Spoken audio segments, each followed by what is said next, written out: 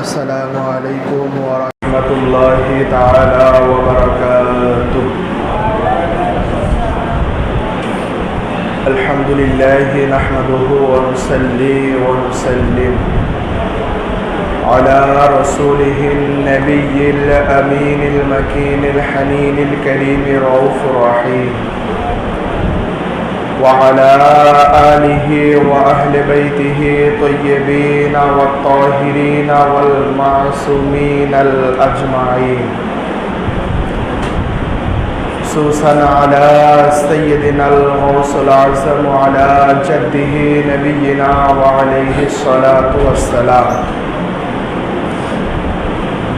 الغوث ابن الغوث ابن الغوث سيدي وسندي ومرشدي حضرت سید شاہ رشید علی القادری الحسانی الحسینی البغدادی المدنی پوری علیہ الصلاۃ والسلام. ثم سجدة التحية والتعظيم لسيدنا ومرشدنا وهادئنا ورهباننا وهادئ الإمام الشريعة والطريقة والحقيقة والمعرفة سيدي وسندي ومرشدي حضرت السيد الشاہ یعقوب علی القادری الحسانی الحسینی البغدادي مد جله العلي. فقد قال الله تبارك وتعالى في شان حبيبه ومحبوبه ومعشوقه تشريفا وتعظيما: إن الله وملائكته يصلون على النبي يا أيها الذين آمنوا صلوا عليه وسلموا تسليما. اللهم صل على سيدنا مولانا محمد وعلى آل سيدنا رسول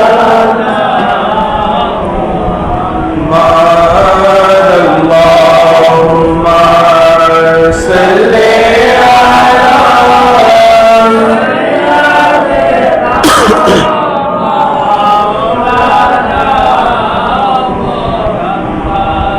وعلى آل سيدنا حبيبنا سجدگاہ اولیاء ہے نقش پائے مرتضی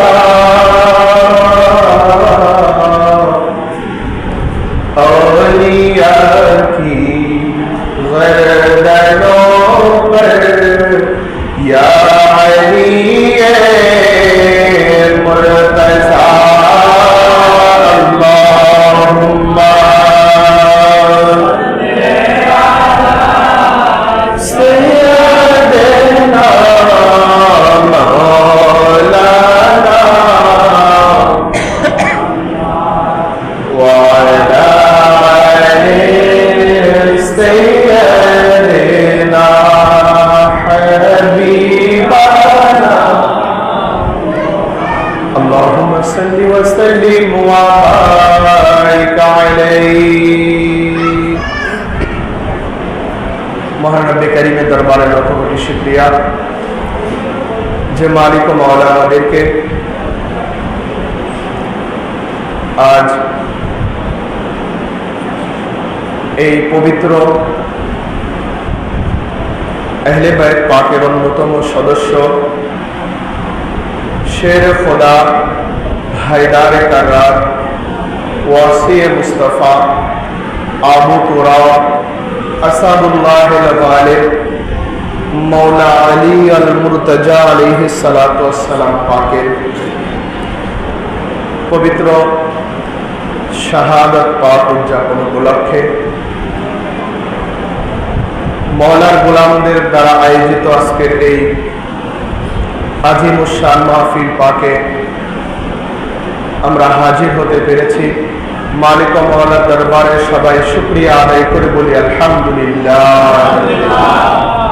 লক্ষ কোটি দুরূদ ও সালাম উম্মতের কান্ডারি নবী, দো জাহানের বাদশা নবী, सरकार दो जहान नबी अकरम जनाब अहमद मुजतबा मुहम्मद मुस्तफा सल्लल्लाहु ताआला अलैहि वसल्लम এর কদম পাকে এবং লক্ষ কোটি ভক্তিপূর্ণ সিজদায়ে তাজিমি জানাই আমাদের আকা মাওলা, আমাদের হাদি ও রাহবার, গুনাহগার মুরিদদের তারানে ওয়ালা পীর ও মুর্শিদ বড় হুজুর পাক কাবা ও কিবলা, ছোট হুজুর পাক কাবা ও কিবলা এবং বর্তমান সজ্জাদ নশীন হুজুর পাক কাবা ও কিবলার কদম পাকে আজ 21শে রমজানের রজনী। ইসলামের ইতিহাসে আহলে বাইত পাকের গোলামদের জন্য, আউলিয়া কিরামদের গোলামদের জন্য, ইমাম পাকেরদের গোলামদের জন্য আজকের এই রজনীটা হলো একটা গভীর শোকের রজনী। শুধুমাত্র আজকে না, গত 19শে রমজান থেকেই 19শে রমজান, 20শে রমজান এবং 21শে রমজান তিনটা মাহে রমজানুল মুবারকের এই তিনটা ডেট, তিনটা তারিখ আহলে বাইত পাকের গোলামরা কখনোই এই তারিখ, এই সময় যে যে ঘটনাগুলো ঘটেছে এগুলো কখনোই এরা ভুলতে পারবে না। আহলে বাইতের দুশমন যারা আছে এরা যতই চেষ্টা করুক না কেন এই ধরাধাম থেকে কখনোই আহলে বাইত পাকের গুণগান চিরতরের জন্য কিন্তু শেষ করে দিতে পারবে না, কখনোই সম্ভব না। সত্যের আলো মিটিমিটি করে হলেও কিয়ামত পর্যন্ত কি করবে? জ্বলবে। তো আজকে সেই ঐতিহাসিক রজনী। শুরুতেই একটা কথা আমাদের না জানলেই নয়, সেটা হলো আগে আমরা যে মওলা আলীকে আমরা ভালোবাসি না, মওলা আলীকে আমরা ক্লান্ত শরীর সবার, সারাদিন রোজা রাখছেন, আপনাদের চাইতে তো আমরা বেশি ক্লান্ত। আপনাদের হামেশার দেখলাম খাইতে গেল, আমি তো খাওয়ারও সময় পাইনি।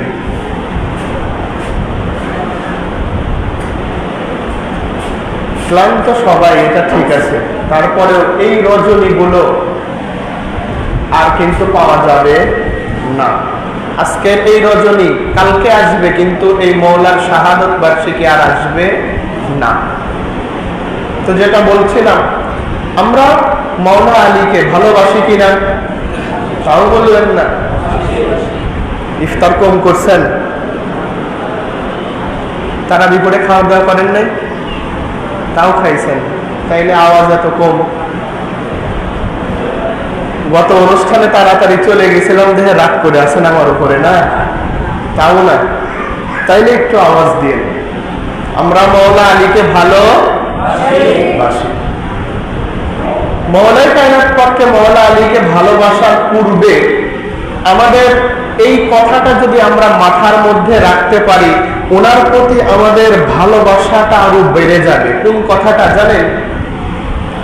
বর্তমান সময়ে এটা কিয়ামতের পূর্বের জামানা, ঠিক না? এটা কিয়ামতের পূর্বের জামানা। বর্তমান সময়ে আমি এই কথাটা মাঝে মাঝেই চেষ্টা করি কোনো ওয়াজ মাহফিলে গেলেই বলার জন্য, সেটা হলো এই যে ওয়াজের পূর্বে বক্তা ওয়াজ শুরু করার পূর্বে একজন পরিচালক ঘোষণা দেয় না? ঘোষণা দেয়। ঘোষণাতে কি বলা হয়? আপনারা যারা বাহিরে ঘোরাফেরা করছেন অতি দ্রুত এসে বলেন প্যান্ডেলে এসে বসে যান, কারণ এটা কিসের বাগান? জান্নাতের বাগান না? জান্নাতের বাগানের মধ্যে এসে বসে যান।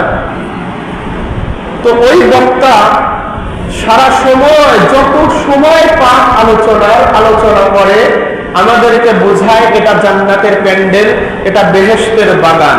কিন্তু 1 ঘন্টা হোক 2 ঘন্টা হোক বা যে বক্তায় আলোচনা করুক না কেন, মাগরিব থেকে সারা রাত হোক 12টা 1টা হোক, সব সময়ের জন্য আলোচনা করে, কিন্তু জান্নাতের বাগান এরা বলতেছে, কিন্তু ওই জান্নাতের সরদার যারা তাদের কোনো আলোচনা হয় না। মিথ্যা কথা বললাম? বলতেছে কিসের বাগান? জান্নাতের বাগান, কিন্তু ওই বাগানের মালিক কারা সেই মালিকের কোনো আলোচনা করে না, জান্নাতের বাগান সাজায় বসে আছে। এরকম হচ্ছে না এখন? তো সেখানে শুধু কিসের আলোচনা হয়? নামাজ, রোজা, হজ, যাকাত, কোরআন তেলাওয়াত, ভালো কথা, হালাল হারাম, এই টাইপের সমস্ত আলোচনা হয়, ঠিক না? আচ্ছা, এইগুলা কি এর বিপক্ষে আমরা মেদিনীপুরওয়ালারা? কথা বলেন, আমরা কি এর বিপক্ষে না পক্ষে? কোরআন হাদিস নামাজ রোজার পক্ষে না বিপক্ষে? আমরা সবাই পক্ষে। কিন্তু যেই ইসলামের আলোচনা এখন সবটা জায়গাতে হচ্ছে, এই ইসলাম প্রচারের দায়িত্ব আল্লাহ তাআলা কাদেরকে দিয়েছেন? তাদের কাছে বললে বলবেন নবী এবং রাসূলরা, না? কারণ আদম আলাইহিস সালাম থেকে শুরু করে আমার আপনার নবীজি পর্যন্ত 1,24,000 অথবা 2,24,000 পয়গম্বরকে আল্লাহ তাআলা দুনিয়াতে পাঠাইছে কিসের জন্য? একেবারে মাথা ঠান্ডা, কিসের জন্য? ইসলামকে প্রচার করার জন্য, নাকি অন্য কোনো কাজ ছিল? প্রত্যেকটা নবী এবং প্রত্যেকটা রাসূলের কেন্দ্রবিন্দু কয়টা? মাত্র একটাই, সেটা দ্বীন ইসলামের কি করা? প্রচার করা। এই দ্বীন ইসলামকে প্রচার করতে গিয়ে নবী এবং রাসূল দুনিয়াতে আসছে কতজন বলেন? আরে জানেন তো, একটু সাহস করে বলেন, সমস্যা কি? 1,24,000 মতান্তরে 2,24,000, তো 2,24,000 বাদই দিলাম, ছোট্ট সংখ্যাটা ধরলাম, তারপরেও কতটা হইল? 1,24,000। 1,24,000 বুঝতে হবে। কিন্তু এখন এইটা বুঝলে অন্তত বুঝতে পারবেন মওলাই কায়নাত পাককে কার অনুষ্ঠানে আমরা হাজির হয়েছি। তো এই যে 1,24,000 নবী এবং রাসূল দুনিয়াতে আসলেন, আচ্ছা এমন কি কোনো ঘটনা আছে যে আজকে আদম আলাইহিস সালাম ইন্তেকাল করছেন, কালকে শীশ আলাইহিস সালাম আসছে দুনিয়াতে নবী হিসাবে? এরকম কোন ঘটনা কোথাও নাই। আদম আলাইহিস সালাম ইন্তেকাল করছেন, ইন্তেকাল করে যাওয়ার পর আবার যখন মানুষ ওই ইসলাম থেকে আস্তে আস্তে দূরে চলে গিয়ে যখন আবার মূর্তি পূজার দিকে চলে যাচ্ছিল, আল্লাহ তাআলা আরেকজন নবীকে পাঠালেন। ওই নবী ইন্তেকাল করলেন, আবার যখন মানুষ ইসলাম থেকে দূরে চলে যাচ্ছিল, আবার আরেকজন আল্লাহ তাআলা কি পাঠালেন? নবী অথবা রাসূলকে পাঠালেন। এইভাবেই তো আসছে না? আচ্ছা, যদি একটা নবী 1টা বছর করেও থাকে, তাহলে 1,24,000 নবীতে কত বছর যাবে? কত বছর যাবে? 1,24,000 বছর চলে যাবে। কিন্তু একটা নবী কি আর 1 বছর থাকছেন? আরো বেশি থাকছেন না? তাহলে চিন্তা করে দেখেন যে কত হাজার হাজার বছর পূর্বে চলে গেছে। এখন আমার কথা হলো, আমার আপনার নবী সর্বশেষ নবী না? এরপরে আর কোন নবীজি আসবেন না। নবীজি ইরশাদ করেছেন, আনা খাতামুন নবিয়্যিন লা নাবিয়্যা বাদি, আমি হলাম শেষ নবী, আমার পরে আর কোন নবী আসবে না। এখন আমার কথা এইটা বুঝলে মওলায়ে কায়নাত পাক কে আছেন একেবারে ঠান্ডা মাথায় কোরআন হাদিস বলতে হবে না, এমনি বুঝে যাবেন। তো কথাটা হলো, আমার আপনার নবীজি পর্দা নিয়েছেন কত বছর আগে? হ্যাঁ, আজ থেকে কত বছর আগে? প্রায় 1450 বছর পূর্বে নবীজি কি করেছেন? পর্দা নিয়েছেন। এখন আমার প্রশ্ন আপনাদের কাছে, সেটা আল্লাহ তাআলা এই যে 1,24,000 পয়গম্বরকে দুনিয়াতে পাঠালেন, কেন্দ্রবিন্দু কয়টা? একটা। কোন বিন্দুর উপরে? ইসলামকে প্রচার, না? আচ্ছা, কিয়ামত কবে হবে বলেন তো? জানি না।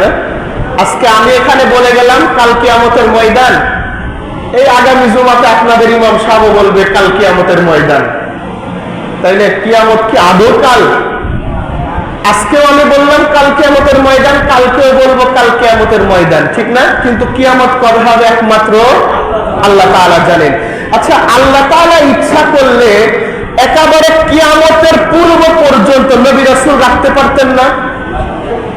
কি যারা চুপ করে আসেন, আল্লাহর উপর বিশ্বাস নাই? হ্যাঁ, আমার কথা বুঝতেছেন? 1,24,000 পয়গম্বর 1450 বছর আগে শেষ হয়ে গিয়েছে। কিয়ামত পর্যন্ত যদি 1 কোটি পয়গম্বর আল্লাহ তাআলা দুনিয়াতে পাঠাতেন, আল্লাহর কোনো লস ছিল? পাঠাইতে পারতেন না আল্লাহ তাআলা? আখিরি নবী আমার আপনার নবী, এই নবীকে আল্লাহ তাআলা এখন না পাঠিয়ে একেবারে কিয়ামতের পূর্বের জামানায় পাঠাইতে পারতেন না? শেষ নবী, এটা ঠিক আছে, তিনি শেষে আসুন। তো 1,24,000 না, ওই 1,24,000 গিয়ে আখিরি নবী আসবে, হইতে পারতো না? পারতো। কিন্তু দেখেন আল্লাহ রাব্বুল আলামিন কি একটা খেলা এখানে খেলে দিলেন। আরো 1450 বছর পূর্বে তিনি নবুয়ত এবং রিসালাতকে খতম করে দিলেন, আর পুরো নবী এবং রাসূল আসবে না। তাহলে আল্লাহ তাআলার এত কষ্টের ইসলামের কি অবস্থা হবে? প্রশ্ন জাগে না? যেই ইসলামকে দুনিয়াতে প্রতিষ্ঠিত করার জন্য ইব্রাহিম আলাইহিস সালাম আগুনের মধ্যে যেতে হলো, যেই ইসলামকে দুনিয়াতে প্রতিষ্ঠিত করার জন্য পরীক্ষার জন্য ইসমাইল আলাইহিস সালাম ছুরির নিচে যাইতে হইল, যেই ইসলাম প্রচারের জন্য সকল নবীর কথা বাদ দিলাম, যেই নবীর দেহ মুবারকের উপরে মশা এবং মাছি বসা হারাম, ওই নবীর দেহ মুবারকের উপরে উটের নারের হুড়ি চাপানো হইল কিসের কারণে? ইসলামের কারণে না? ওই নবীকে দমদাম মুবারক শহীদ করানো হলো কিসের কারণে? ইসলামের কারণে। তো আল্লাহ তাআলা এই যে কষ্টের ইসলাম বলেন, ভালোবাসার ইসলাম বলেন, মনোনীত ধর্ম ইসলাম বলেন, এটাকে প্রচার করার জন্য 1,24,000 পয়গম্বর যদি আল্লাহ তাআলা দুনিয়াতে পাঠাইতে পারে, ওই আল্লাহ তাআলা কি কিয়ামত পর্যন্ত নবী রাসূল রাখতে পারতো না? কি মনে হয় আপনাদের? আল্লাহ তাআলা রাখতে পারতেন না? পারতেন। এরকম সিরিয়াল অনুযায়ী আস্তে আস্তে একের পর এক যাবে, একের পর এক যাবে, এইরকম কিয়ামত পর্যন্ত যদি এরকম হইতো, তাহলে এখনো যে কোনো একজন নবী অথবা রাসূল থাকতেন না, যে কোনো একটা দেশে হয়তো বা থাকতেন। কিন্তু আল্লাহ রাব্বুল আলামিন এটাকে না করে নবীজির পর এই ইসলামের দায়িত্ব কার উপরে দিয়ে যাবেন? আল্লাহ তাআলা এখানে দুইটা ধারা চালু করে দিলেন। একটা নবুয়ত অথবা রিসালাতের ধারা, শেষ হওয়ার সাথে সাথে আল্লাহ তাআলা বেলায়েতের ধারাকে চালু করে দিলেন। কিসের ধারা? বেলায়েতের ধারা। এখন এই বেলায়েতের বাদশাকে, কথা বলেন না কেন? মওলা আলীর নাম নিতে কষ্ট হয়? হ্যাঁ, এই বেলায়েতের বাদশাকে মওলা আলী আলাইহিস সালাতু ওয়াস সালাম। তো এখন আমার কথা, আদম আলাইহিস সালাম থেকে শুরু করে আমার আপনার নবীজি পর্যন্ত যদি আমরা ধরি, এটা একটা তাওহীদের জামানা, রিসালাতের জামানা। এই তাওহীদের জামানায়, রিসালাতের জামানায় ইসলাম প্রচার করছে কারা? নবী এবং রাসূলরা।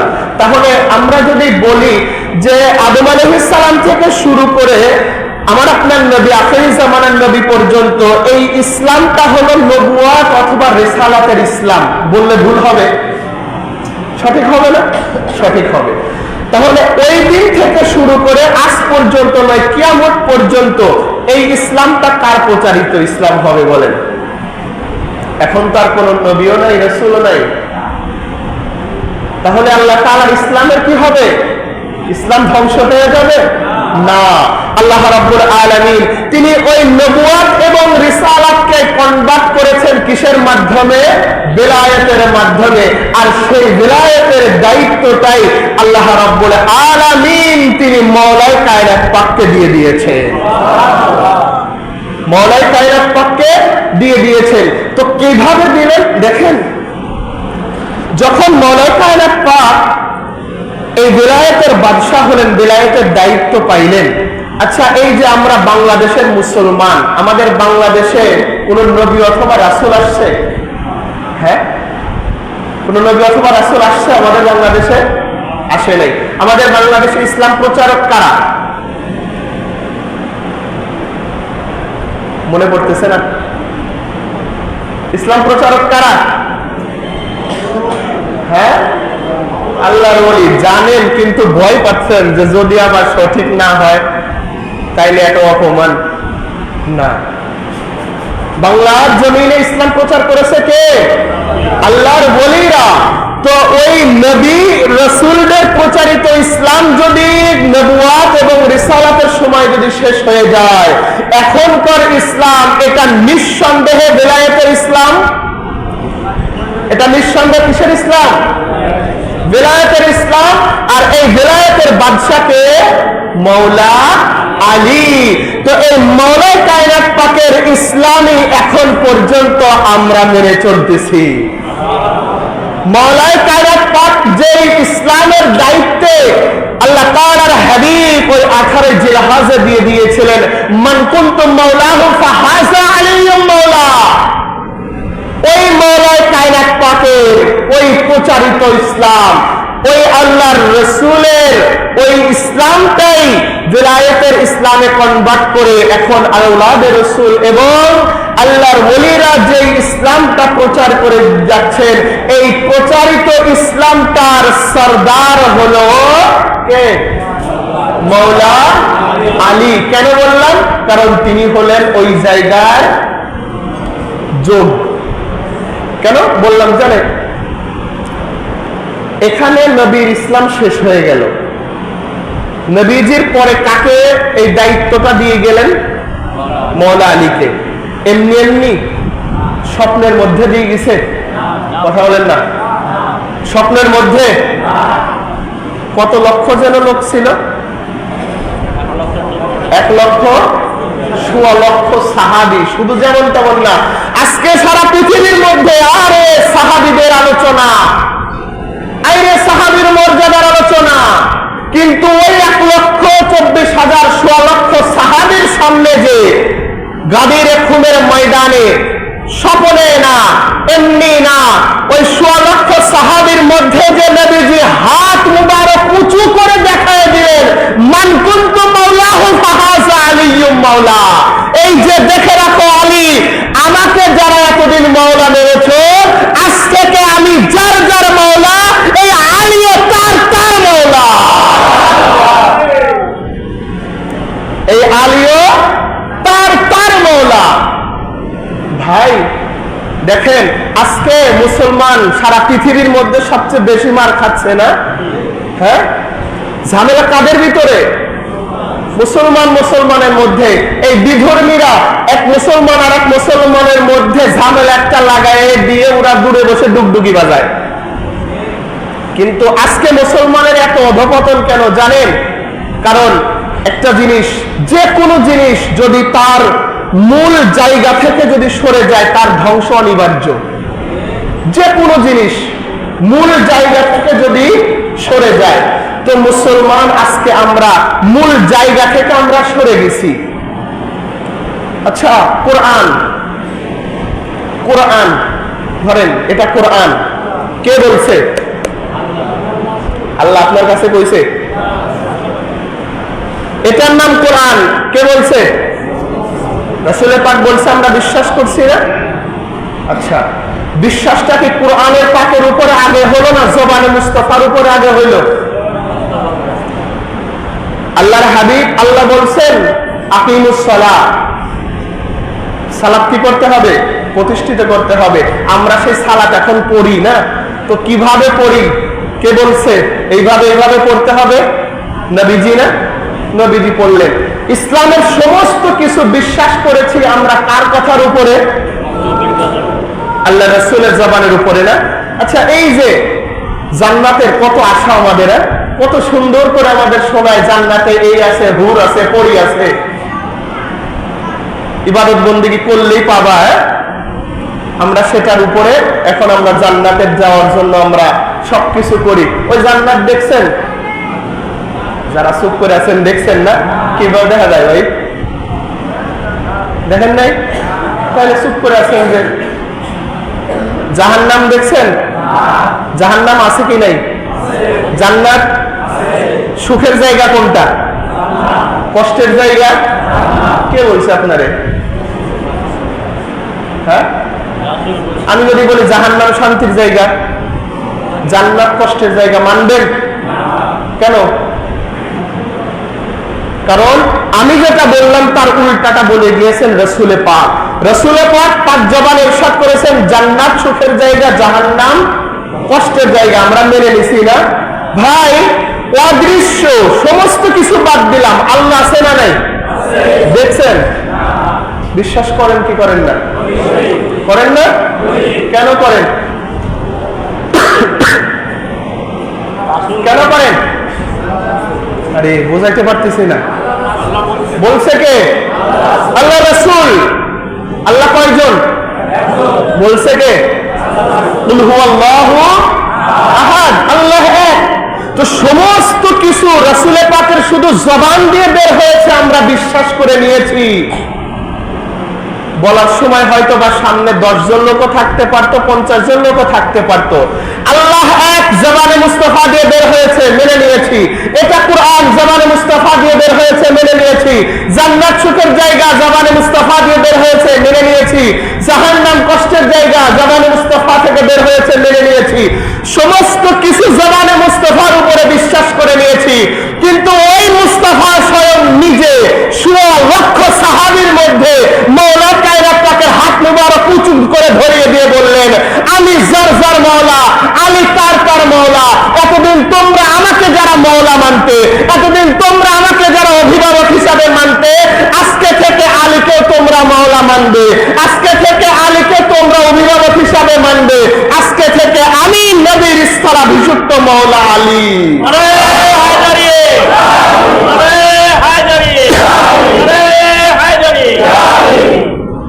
তো এত কিছু না দেখার উপরে শুধু জবানে মুস্তাফার উপরে বিশ্বাস করে নিলাম, কিন্তু ওই মুস্তাফা স্বয়ং নিজে মওলা আলীকে দেখায় দিয়ে গেলেন, কিন্তু আমরা এখন সেটাকে বিশ্বাস করতেছি না। বুঝাইতে পারলাম?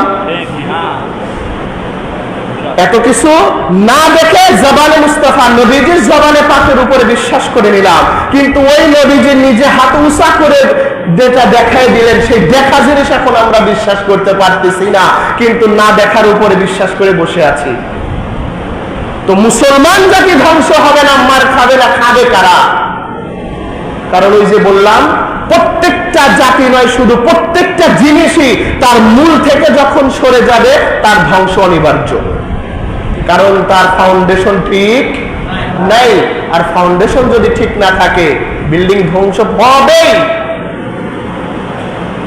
তাহলে বুঝতেছেন যে আজকে মওলা কায়নাত পাক থেকে আমরা দূরে সরে আসার কারণে আমাদের কি অবস্থা হয়েছে। সেই মওলা কায়নাত পাক শাহাদাত বার্ষিকী। তো আসেন ওয়াজ শুরু করি এখন ইনশাআল্লাহ। হ্যাঁ, গত এসে চলে যাওয়াতে কষ্ট পাইছিলেন না? আজকে ইনশাআল্লাহ সেহেরি খাওয়ার জন্য বাড়িতে বলেন যে দিয়ে যায় এই জায়গায়। এখন তাহলে আজকে যে আমরা ইসলাম পেয়েছি, এটা কার ইসলাম? না, ইসলাম আল্লাহর। এটা কার ইসলাম? আল্লাহ। কিন্তু এই ইসলামের ধারক বাহককে মাওলা আলী থেকে শুরু করে আওলাদ রাসূল এবং আল্লাহর ওলিগণ। দেখেন আল্লাহ রাব্বুল আলামিন আজকে নিয়ত করছি কি জানেন, শুধুমাত্র আমরা হাদিস শরীফ আলোচনা করি আর শুনি না, আজকে নিয়ত করছি একটা করে হাদিস শরীফ বলবো আর ওর পিছনের মৌলায় কায়নাত পাকের কিছু কিছু কারামত পাক আছে সেগুলো বলবো। কষ্ট হবে আপনাদের? গরিব দিকে তাকাবেন না কিন্তু। আমার আজ 8-9 দিন জ্বর, মাঝে কয়েকদিন আমি তারাবি পড়াইতে পারি না, খুব অবস্থা খারাপ। তো মৌলায় কায়নাত পাকের একটা সবচাইতে বড় ওনার ফজিলত যেটা, সেটা হলো যখন নবীজি মাওলায় কায়নাত পাককে স্থলাভিষিক্ত করে গেলেন, আমরা বিপদে পড়লে আসি কার কাছে? ধরেন ইসলামিক বিষয়ে যখন আমরা বিপদে পড়ি বা ঝামেলায় পড়ি, কার কাছে যাই? মসজিদের ইমাম সাহেবের কাছে না? হ্যাঁ, যারা জানে। তো নবীজির জামানায় সাহাবীরা কাদের কাছে যাইতে পারে বলেন তো দেখি? রাসূল পাকের কাছে না? কারণ রাসূল পাক হলেন সমস্ত কিছুর মালিক। বিপদে পড়লে সাহাবীরা কার কাছে যাইতো? রাসূল পাকের কাছে। এখন রাসূল পাক যখন মাওলায় কায়নাত পাককে দায়িত্ব দিয়ে দিলেন, তাহলে দায়িত্ব পাওয়ার পর কার কাছে যাবে সবাই? মাওলা আলীর কাছে। এখন মাওলা আলী যখন এই দায়িত্বটা পাইলেন, তিনি কেমন ফয়সালাকারী হবেন এটা জানা লাগবে না? একজনের কাছে আপনি গেলেন, আমাদের বর্তমান সময়ে তো আপনার কারোর কাছে যদি আমি বিচারের জন্য যাই, ধরেন কারোর কাছে আমি গেলাম,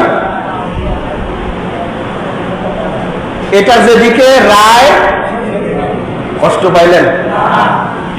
হ্যাঁ, এটা যে দল বেশি দিবে রায় কোন দিকে যাবে? আচ্ছা, এই জায়গায় হলো আমরা সবসময় জানি পক্ষ হয় কয়টা? এক পক্ষ, দ্বিতীয় পক্ষ। কিন্তু ফয়সালার জন্য ডাকে কোন পক্ষকে? কি বলে বলেন তো দেখি? তৃতীয় পক্ষকে ডাকো। কাকে ডাকা হয়? বলে যে তৃতীয় পক্ষকে ডাকো। আদৌ বলেন তো তৃতীয় পক্ষ বলতে কোনো পক্ষ আছে? আমি মানি না। ঝামেলা এক পক্ষ দুই পক্ষ, কিন্তু আমরা ফয়সালার জন্য ডাকি কাকে? তৃতীয় পক্ষকে। আমি এই তৃতীয় পক্ষে বিশ্বাসী না, কারণ তৃতীয় পক্ষ বলতে কোনো পক্ষ নেই। যাদেরকে বিচার আচারের জন্য যাদেরকে ডাকবেন, এরা দেখবেন হয়তোবা পিছনে বান্ডিল নিয়ে বসে আছে, অথবা যেটাই হোক ঘটনা একটা ঘটছে, ওই ব্যক্তিরা যে কোনো এক পক্ষের উপরে রায় দিবে, যে কোনো এক পক্ষের উপরে, তার মন গড়া হোক যেটাই হোক। কারণ বর্তমান সত্যের খুব দাম কম, মাংনাও পাওয়া যাইতে পারে। কিন্তু এই বিচার আর মাওলায় কায়নাত পাকের জামানার এনারা যদি সমান হয়, বলেন তো ইসলাম চলছে? চলবে। তো দেখেন মাওলায় কায়নাত পাক তিনি কেমন ফয়সালাকারী ছিলেন। যখন নবীজি এই যে শিক্ষাগুলো, এগুলো শিক্ষা কে দিয়ে গিয়েছেন বলেন তো? রাসূল পাক নিজেরা। কারণ এই যে বর্তমান এনারা যে আছেন এক একজন ব্যক্তি, আমরা দুনিয়াতে দেখি এনাদেরকে ছোট, আদৌ কি এনারা ছোট? ঘুম আসতেছে আপনাদের না? দেখতেছি তো, চোখ বলতেছেন শুধু। আদৌ কি এনারা ছোট? হ্যাঁ, এই দুনিয়াবি বয়স চিন্তা করলে হবে? এনারা কি মাটির? আরে চুপ করে আছে রে। আওলাদ রাসূলের এরা মাটির। এনাদের সৃষ্টি কি এই দুনিয়াতে এসে? এনাদের সৃষ্টি কবে থেকে? এটা আমাদের মতো বান্দার এখতিয়ারের বাইরে। কারণ এরা আল্লাহ রাব্বুল আলামিন এনাদেরকে এমন এক জায়গাতে সৃষ্টি করে তারপরে এই জায়গায় ধাপে ধাপে ধাপে ধাপে আমাদের মাঝে কি করেছেন? পাঠিয়েছেন। ভাই আমরা শুধুমাত্র দেখি, যে এদের দুনিয়াতে এনাদের বয়স হয়তো বা কম।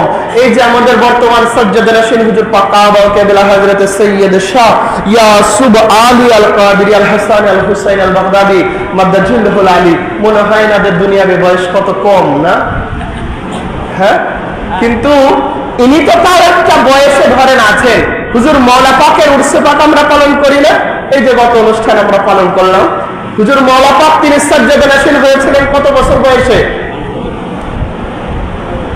15 থেকে 17 কথা, কেউ বলেছেন 15, কেউ 17, 16, এটা তো 15 হোক বা 17 হোক ভাই, 15 থেকে 17 আমরা যেটাই ধরি না কেন, কতটুকু বয়স? কিন্তু এই বয়স কি আদৌ এনাদের বয়স? এনারা এক একজন নূরের টুকরা, আর এই নূর আল্লাহ তাআলার জাতি নূর থেকে আলাদা। বলেন সুবহানাল্লাহ। কারণ আশিক রাসূল একজন বলেছেন, তেরে নসলে পাক মে হ্যায় বাচ্চা বাচ্চা নূর কা, তু আইনে নূর তেরা সব ঘরানা নূর কা। আওলাদে রাসূল এনারা যদি বাচ্চা বাচ্চাও হয়, ছোট্ট ছোট্ট হয়, এনারা নবীজির বাগানের এক একটা নূরের টুকরা। তো দেখেন মওলাই কায়নাত পাকের কথা বলছিলাম, এই মওলাই কায়নাত পাককে আল্লাহ রাব্বুল আলামিনের হাবিব তিনি সর্বোত্তম ফয়সালাকারী হিসাবে এই দুনিয়াতে তিনি রেখে যান। বলেন সুবহানাল্লাহ। এই হাদিসে পাক ইমাম ইবনে মাজাহ তার সুনানের মধ্যে এনেছেন, ইমাম ইবনে নাসাই সুনানুল কুবরা কিতাবের মধ্যে এনেছেন, ইমাম ইবনে আবি শাইবা তার মুসান্নাফের মধ্যে এনেছেন, আরো অনেক কিতাবের মধ্যে এসেছে। হাদিস শরীফটা কি নবীজি ইরশাদ করেছেন, আর এই হাদিসে পাক খোদ মাওলা আলী নিজে বর্ণনা করছেন। মাওলা আলী নিজে বর্ণনা করছেন কি? عن علي بن ابي طالب كرم الله وجهه الكريم قال بعثني رسول الله صلى الله عليه وسلم الى اليمين فقلت يا رسول الله صلى الله عليه وسلم تبعثني وانا شاب اقضي بينهم ولا ادري ما الفضاء فضرب يده في صدره ثم قال اللهم اهدي قلبه وثبت لسانه قال فما شككت في قاضي بينا وبينهم। নবীজি হাদিস শরীফে ইরশাদ করছেন, মওলা কায়নাত পাক তিনি বলছেন যে ওয়ালা বাআসানি রাসূলুল্লাহ সাল্লাল্লাহু আলাইহি ওয়াসাল্লাম ইলাল ইয়ামিন, একদিন নবীজি আমাকে ডাকলেন, হে আলী আসো। নবীজি কাকে ডাকলেন? মওলা আলীকে। কি বললেন? হে আলী আসো। মওলাই কায়নাত পাক বলছেন, আমি নবীজির কাছে গেলাম, তখন নবীজি আমাকে বলছেন যে আলী যাও, তোমাকে আমি ইয়ামিনে পাঠিয়ে দিলাম। ইয়ামিন দেশে যেতে হবে। কোন দেশ? ইয়ামিন। ইয়ামিন আছে না, ওই ইয়ামিনে যাইতে হবে। তো ইয়ামিনে কিসের জন্য যাবে? তখন নবীজি তাকে বললেন যে আমি বললাম যে ইয়া রাসূলুল্লাহ, ইয়া হাবিবাল্লাহ, আমি ইয়ামেনে কেন যাব, কিসের জন্য আপনি আমাকে ইয়ামিনে পাঠাবেন? তখন নবীজি ইরশাদ করছেন যে হে আলী তুমি যাও, ইয়ামেনে গিয়ে ওই জায়গায় একটা ঝামেলা আছে, একটা বিবাদ আছে, এই বিবাদটাকে তুমি মিটাই দিয়ে আসো। এই বিবাদটা কি করে আসো? মীমাংসা করে দিয়ে আসো। তো আমরা সাধারণত মীমাংসার জন্য সমাজের বয়স্ক সম্মানিত ব্যক্তিদেরকে ডাকি না। এই যে বয়সে যারা আছেন, আমাদের মতো পোলাপানদেরকেও ডাকবে যে ঝামেলাটা মিটাই দাও। আমরা ঝামেলা মিটাইতে গেলে আরো কি করব? ঝামেলা আরো বাড়াবো, কারণ আমাদের রক্ত গরম। তো ঝামেলা মিটানোর জন্য আমরা সবসময়ের জন্য মুরব্বীদেরকে আমরা ডাকি। কিন্তু নবীজি যখন মওলাই কায়নাত পাককে ইয়ামিনে পাঠালেন, তখন মওলাই কায়নাত পাক তিনি ইরশাদ করছেন, ফাকুলতু, তিনি মওলাই কায়নাত পাক ইরশাদ করছেন, ইয়া রাসূলুল্লাহ সাল্লাল্লাহু আলাইহি ওয়াসাল্লাম তাবাআসানি ওয়া আনা শাবুন। ইয়া রাসূলুল্লাহ, আপনি যে আমাকে পাঠাচ্ছেন, আমি তো যুবক। আমি কি যুবক? অন্য হাদিস শরীফে, এর পূর্বের হাদিস শরীফে এই বয়সটা নবীজি ইরশাদ করছেন যে ক্বালা লিসানান ওয়া আনা সিনতাতিন। অন্য হাদিস শরীফে আছে নবীজি যখন তাকে পাঠালেন, নবীজি এই পাঠানোর পর তার মওলাই কায়নাত পাকের বয়স তখন ছিল দুনিয়াবি বয়সে 9 বছর। কত বছর? 9 বছর বয়স। 9 বছর বয়সে তিনি বিচারের জন্য কোথায় পাঠিয়ে দিচ্ছেন? ইয়ামিনে। এই জন্য মওলাই কায়নাত পাক বলছেন, ওয়া আনা শাবুন ইয়া রাসূলুল্লাহ, আমি তো যুবক, আপনি আমাকে বিচারের জন্য কি পাঠাচ্ছেন? আমি কি পারবো? তখন নবীজি ইরশাদ করছেন যে ও আরেকটা কথা নবীজি এখানে এই মওলা কায়নাত পাক ইরশাদ করছেন, দেখেন জানারা খালি কলস বাজে বেশি, আমরা জানি না কিচ্ছু, কিন্তু আমাদের দেখলে মনে হয় আরে বাবা রে বাবা। হ্যাঁ, কিন্তু যারা গভীর জ্ঞানের অধিকারী তারা কি কোনো কথা আছে তাদের? যারা গভীর জ্ঞানের অধিকারী এনারা সবসময়ের জন্য কি হিসাবে থাকে? চুপচাপ থাকতেই বেশি পছন্দ করেন না। তো কথাটা হলো, তিনি যুবক আরো বলতেছেন যে আকদি বাইনাহুম ওয়ালা আদরি মাল কদা, ইয়া রাসূলুল্লাহ ইয়া হাবিবাল্লাহ, আমি কি পারবো? কারণ আমার তো জ্ঞানের স্বল্পতা রয়েছে। কে বলতেছে? এই যে ঝামেলা করতেছেন, মানে ওয়াজ শুরু হয়েছে, শয়তানও ভিতরে কেবল আসতেছে না। কে ভাবছেন যে রোজার মাস দেখে শয়তান ছুটিতে আছে? হ্যাঁ, দায়িত্ব আমাদের উপরে দিয়ে দিছে, একবারে ছুটিতে যায় নাই। খেয়াল করে শোনেন, দেখেন তো যখন মওলা কায়নাত পাক নিজে বলতেছেন ইয়া রাসূলুল্লাহ ইয়া হাবিবাল্লাহ, আমি যুবক, আমার জ্ঞান খুবই কম। আদৌ কি মওলা কায়নাত পাকের জ্ঞান কম? কথা বলেন না। আদৌ মওলা কায়নাত পাকের জ্ঞান কম? কোন জ্ঞানের কমতি নাই। তারপরে তিনি বলতেছেন, নিজেকে চুপসে নিচ্ছেন, ছোট করে নিচ্ছেন। তখন তারপরে নবীজি শরিয়াতান দেখিয়ে দিচ্ছেন কি? তখন নবীজি ইরশাদ করলেন যে, তখন নবীজি কি করলেন? ফাদারাবা ইয়াদিন ফি সাদরিহি, নবীজি তার হাত মুবারক মওলা কায়নাত পাকের সিনা মুবারকের উপরে রাখলেন। বলেন সুবহানাল্লাহ। নবীজি হাত মুবারক মওলা কায়নাত পাকের সিনা মুবারকের উপরে রাখলেন।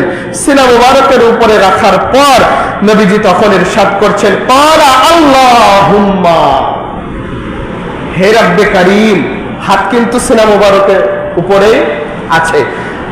নবীজি ইরশাদ করছেন, আল্লাহুম্মা আহদি কলবাহু, হে আল্লাহ এই বক্ষকে তথা মওলা আলীর এই কলবকে তুমি হেদায়েত বৃদ্ধি করে দাও, এবং ওয়াসাব্বিত লিসানাহু, তার এই জিহ্বাকে তুমি সত্যের উপরে অটল রেখে দাও। শুধুমাত্র তাই নয়, ফামা শাকাতহু, যখন এইভাবে এক একটা করে মওলা কায়নাত পাকের সিনা মুবারকের উপরে হাত রেখে যখন নবীজি এইভাবে দোয়া করছিলেন, দোয়া যখন শেষ হয়ে যায় তখন মওলা কায়নাত পাক তিনি ইরশাদ করছেন, ক্বালা ফামা শাকাতু ফি কাদাই বাইনি ওয়া বাইনাহুম। ওই দিনের পর থেকে, কোন দিন? যেই দিন নবীজি তার নূরানি হাত মুবারক আমি আলীর সিনা মুবারকের উপরে যখন বললেন, হাতটা রেখে যখন বললেন, হে আল্লাহ তুমি আলীর বক্ষকে প্রশস্ত করে দাও, তুমি আলীর জবানকে বৃদ্ধি করে দাও, তুমি সত্যের উপরে রাখো, জড়তাকে কাটিয়ে দাও। এইরকম ভাবে আমি আলীর জন্য যখন দোয়া করে দিলেন, ওই দিনের পর থেকে যত জটিল মাসআলা আসুক না কেন, যত জটিল সমস্যায় আসুক না কেন, আমি কখনোই আলী ওই দিনের পর থেকে আমি আর এই ফয়সালা করতে দ্বিধাবোধ করি না। আমি কখনোই ফয়সালা করতে দ্বিধাবোধ করতাম না, আমি কখনোই কোনো ফয়সালা না করে আসতাম না। দোয়া করে দিল কে? বলেন আল্লাহর রাসূল পাক। এটা হলো, তার মানে কি বোঝা গেল? যে আলী তুমি এখন ইয়ামিনে যাও, ইয়ামিনে গেলে কি করতে পারবে? বুঝেন নাই? ইয়ামিনে গেলে এখন তুমি কি করতে পারবে? ওই ফয়সালাটা করে দিতে পারবে। এখন দেখেন তিনি কেমন ফয়সালা করতেন। আসেন একটা কারামত পাক শুনি। সেটা হলো, যখন মওলা কায়নাত পাকের এই ফয়সালার দোয়াটা কে করে দিল? কে করে দিল? আল্লাহ রাসূল। আচ্ছা, নবীজি যদি কারোর জন্য কোনো দোয়া করেন আল্লাহ কবুল করবে না মনে হয় না? নিশাদ ভাই ঘুমাচ্ছেন কে? হা না কিছু কন। কি কোন কথার উপরে হ? এই তো এখন এটা না বলা লাগবে তো। আল্লাহর হাবিব যদি কারোর জন্য কোনো দোয়া করেন, বলেন তো আল্লাহ সেটা কবুল করবে না? করবে। বুঝেন কিন্তু তারপরে সেই কার জন্য দোয়া করছে? আচ্ছা, মওলা আলীর নাম নিতে এতই কষ্ট হচ্ছে আপনাদের আজকে? না, কষ্ট হচ্ছে বুঝতেছি। এখন আমাদের শুনতে হবে কি ফয়সালাটা, না? আচ্ছা, কষ্ট হইলে আর কি করার? ফয়সালাটা হলো, একদিন একটা ঘটনা নিয়ে যখন নবীজি ইন্তেকাল করেন, সূক্ষ্ম কথা দেখেন, এটা জীবনে কোনোদিন কেউ পারে নাই যেটা মওলা আলী পারছেন। সেটা হলো, তোর ফোনটা দাও তো। নবীজির ইন্তেকালের পর, ওই যে বললাম না, শুরুতে একটা কথা বলছিলাম না, যে মুসলমান সরে আসছে কোন জায়গা থেকে? আসল জায়গা থেকে। নবীজির ইন্তেকালের পর দায়িত্ব দিল কাকে আর পাবলিক মানল কাকে? নবীজি দিয়ে গেলেন দায়িত্ব মওলায়ে কায়নাত পাককে, আর পাবলিক বানায় নিল বড় ভাই, মেজো ভাই, সেজো ভাইকে। হ্যাঁ, তাইলে কি চলবে? দেখেন, ঠেলার নাম বিপদে পড়লে কি যেন গাছে ওঠে, কথা না? বিপদে পড়লে বিড়াল। দেখেন, একটা বিপদের কথাই বলি। হযরত ওমরের জামানায়, কার জামানা? খেলাফত কালে, তার খেলাফত কালে। তখন তো মওলায়ে কায়নাত পাকের খেলাফত কাল না, কিন্তু প্রকৃতপক্ষে খেলাফত বা দায়িত্ব এটা কার? প্রকৃতপক্ষে দায়িত্ব কার? দেখেন, এই যে ঠেলার নাম বাবাজি বলছি না, ওমরের জামানায় দুইজন মহিলা আসছেন। এই যে কেমন ফয়সালাকারী ছিলেন মওলা আলী, কেমন ফয়সালার দায়িত্বটা যেমন নবীজি দিয়ে দিয়েছেন, কেমন জ্ঞান মওলায়ে কায়নাত পাককে আল্লাহ তাআলা দিয়েছেন, কেমন ফয়সালাকারী ছিলেন তিনি, যে উম্মতের মধ্যে শ্রেষ্ঠ ফয়সালাকারী ছিলেন। আচ্ছা, হাদিস শরীফটা আগে বলে নিই, তারপরে কথা। অন্য আরেকটা হাদিস শরীফ, হয়তো বড় বলবেন যে কই, এটা তো বললেন না। নবীজির হাদিস শরীফ অনেক কিতাবের মধ্যে আছে। এই হাদিস শরীফটা হলো হযরত আব্দুল্লাহ ইবনে আব্বাস রাদিয়াল্লাহু তাআলা আনহু, তিনি বর্ণনা করছেন, যাকে রাইসুল মুফাসসিরিন বলা হয়। আব্দুল্লাহ ইবনে আব্বাস বর্ণনা করছেন, ক্বালা আলা উমর ইবনে আলী আফদালানা ওয়া আনা আকরাহুন। নবীজির এই হাদিস শরীফ তিনি বলছেন যে নবীজির পর হযরতে ওমর তিনি বলতেছেন যে মওলা আলী ছিলেন আমাদের মাঝে সর্বোত্তম ফয়সালাকারী, সর্বোত্তম ফয়সালাকারী। তো কি ফয়সালাটা করতেছেন দেখেন, একেবারে খেয়াল করে শুনেন, মজার একটা ঘটনা। সেটা হলো, নবীজি ইরশাদ করছেন, এই যে ফয়সালাকারী করে দিলেন, এখন ফয়সালাটা কেমন? ফয়সালাটা হলো, ওমরের জামানায় দুইজন মহিলা আসছেন। কয়জন মহিলা? দুইজন মহিলা। ঘটনাটা হলো, একটা রুমের মধ্যে এই দুইজন মহিলা ছিলেন। দুইজন মহিলায় গর্ভবতী ছিলেন। দুইজন মহিলায় কি ছিল? গর্ভবতী। তাদের পেটে দুইজনেরই সন্তান ছিল। তো এই সন্তান দুইজন যখন যেই দিনে দুনিয়াতে আসবে, এই দুইটা মহিলাই একটা রুমের মধ্যে ছিলেন। রুমটা ছিল অন্ধকার। রুমটা কি ছিল? অন্ধকার।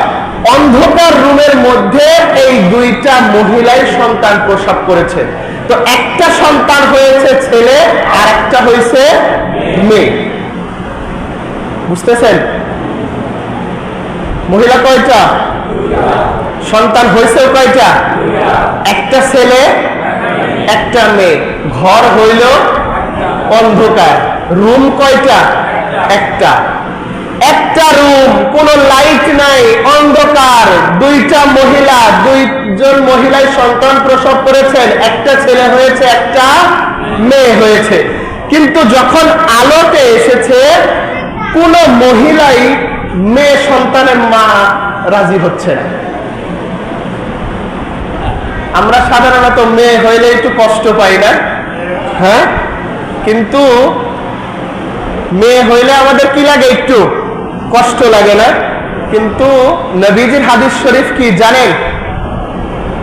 হ্যাঁ, নবীজির হাদিস শরীফটা হলো আল্লাহ রাব্বুল আলামিন যেই পরিবারকে সবচেয়ে বেশি ভালোবাসেন তাকেই আল্লাহ তাআলা সর্বপ্রথম কন্যা সন্তান দান করেন। নিশাদ ভাই খাওয়ান নাই, বুঝতে পারছেন? আল্লাহ তাআলা দুনিয়াতে যেই পরিবারকে বেশি ভালোবাসে ওই পরিবারকে সর্বপ্রথম কোন সন্তান দেয়? কন্যা সন্তান দেয়। কিন্তু আমরা সেই কন্যা সন্তান হইলে মনটা কালা, মন খারাপ হয় না? কিন্তু ভাই কখনোই কন্যা সন্তান বলে মনে কষ্ট দিবেন না। একে তো নবীর হাদিস শরীফ, দ্বিতীয়ত নবীজির বংশধর ছিল কার থেকে? খাতুনে জান্নাত পথ থেকে। ওই দিক থেকে হইলেও তো মনটা শান্তি হওয়ার কথা। তো যেটা যে বলতেছিলাম যে সন্তান কয়টা হইল? দুইটা। তো এখন দুই মা সে বলতেছেন, একজন বলতেছেন আমি পুত্র সন্তান প্রসব করেছি, আরেকজন বলতেছেন যে না আমি, মানে দুইজনই পুত্র সন্তানের দাবিদার। কন্যা সন্তান নিতে কেউ রাজি? বলেন তো ঝামেলা বাড়ছে না কমছে? তো ঝামেলা মিটাইতে পারতেছে না, চলে গেছে ওমরের কাছে। ওমরের খেলাফতকাল, সে হলো আপনার মনে করেন চলে গেছে।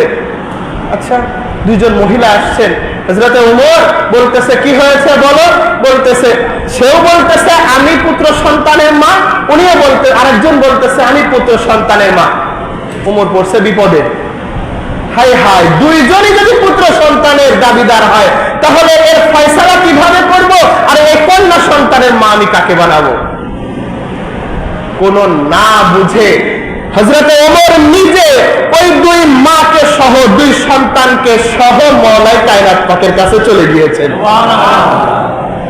মওলাই কায়নাত পাকের দরবারে যখন চলে গিয়েছেন, মওলা আলী বলতেছেন ভাই ওমর হঠাৎ কি মনে করে বলতেছেন, আবার বললেন না যে মুখ গল্প করতেছে এতক্ষণ ধরে।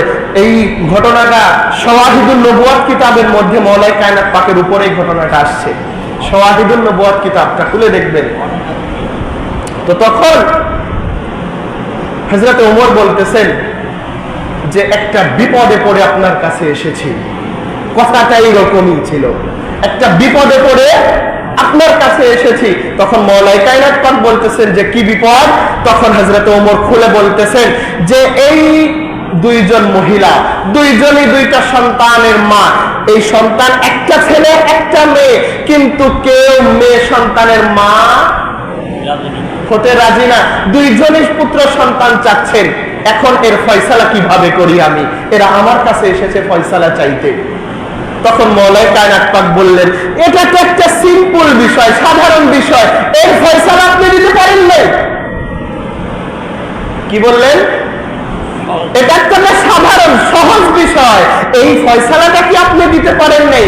হযরত ওমর মাথা নত করে আছে, পারি নাই আমি দিতে। তখন মওলাই কায়নাত পাক বললেন যে যান দুইটা ছোট্ট ছোট্ট দুইটা শিশি নিয়ে আসেন। কি নিয়ে আসেন? শিশি, পাত্র, যেটাই বলেন না কেন, ছোট্ট, আর একটা দাড়ি পাল্লা নিয়ে আসেন। তো মওলাই কায়নাত পাকের হুকুম পাক অনুযায়ী একটা দাড়ি পাল্লা আনা হলো, আর দুইটা শিশি আনা হলো, পাত্র আনা হলো। তখন ওই দুইটা পাত্র মওলাই কায়নাত পাক ওই দুইটা মাকে দিয়ে বললেন যে যান আপনি এইটায় আপনার দুগ্ধ আনেন, এইটাতে আপনি আপনার দুগ্ধ নিয়ে আসেন। দুইজন মাকে দুইটা পাত্র দিয়ে বললেন যে যান দুইটাতে সমান পরিমাণ আনবেন। সমান পরিমাণ আনার পর তখন যখন নিয়ে আসলো দুইজন মা, তখন মওলাই কায়নাত পাক ওই দুইটা শিশি, ওই সম পরিমাণের দুগ্ধ দুইটা ওমরের কাছে দিয়ে দিলেন যে এই দুইটা আপনি এখন ওই দাড়ি পাল্লার উপরে উঠান, দুইটা দাড়ি পাল্লার উপরে উঠান। তখন হযরত ওমর বলতেছে আনলাম, আনালেন আপনি, এরা আনলো, আপনি আমাকে দিলেন, তাহলে ফয়সালা কিভাবে হবে? দুইটার পরিমাণই তো সমান, দুইটার পরিমাণই তো সমান। তখন মওলাই কায়নাত পাক বলছেন যে না, আপনি এই দুইটা দাড়িপাল্লার উপরে উঠান এবং ওজন যখন দেবেন আপনার মনে হচ্ছে যে এটা কি হবে, সমান হয়ে যাবে, কিন্তু না, এই দুইটার মধ্যে ছেলে সন্তানের মা যে তার ওই দুগ্ধটা ভারী হবে, কন্যা সন্তানের মায়ের দুগ্ধটা পাতলা হবে। কারণ ছেলে সন্তান জন্ম দিলে মায়ের দুগ্ধ ঘনত্ব হয়, মেয়ে সন্তান জন্ম দিলে মায়ের দুগ্ধ পাতলা হয়, আর ঘনত্ব যেটার বেশি হয় সেটার ওজনও বেশি হবে। ঘনত্ব যেটাই বেশি হবে সেটার ওজনও বেশি হবে, পাতলা যেটা হবে সেটার ওজনও কম হবে। তো দেখা গেল সন্তান যে জন্ম দিয়েছে, বলেন তো ভাই, কে পুত্র সন্তান দিয়েছে জন্ম, কে কন্যা সন্তান দিয়েছে জন্ম? মা জানে না? কি মনে হয় বলেন? মা জানে না যে আমি কোন সন্তান জন্ম দিয়েছি? যখন এই ফয়সালাটা হয়ে গেল, যখন ভারী হয়ে গেল, তখন মওলাই কায়নাত পাক বললেন যে ইনি হলেন পুত্র সন্তানের মা আর ইনি হলেন কন্যা সন্তানের মা। বলো ঠিক কিনা? তখন ওই কন্যা সন্তানের মা বলতেছেন যে হে মওলা আলী, আপনার ফয়সালা সঠিক, আমি নিজে কন্যা সন্তানকে জন্ম দিয়েছি। এই হলো মওলা আলীর ফয়সালা, এটাই ছিল মওলা আলীর ফয়সালা। কি বারে বারে খালি গড়ি দেখতেছেন?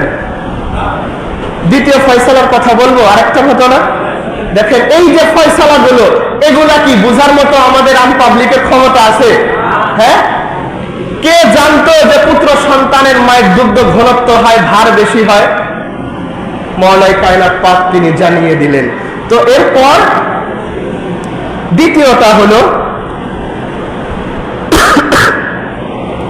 এইরকম ভাবে যখন আস্তে আস্তে আস্তে আস্তে যখন চলছিল, দ্বিতীয় আরেকটা ঘটনা শুনি। এটা ফয়সালার, এটা কিসের?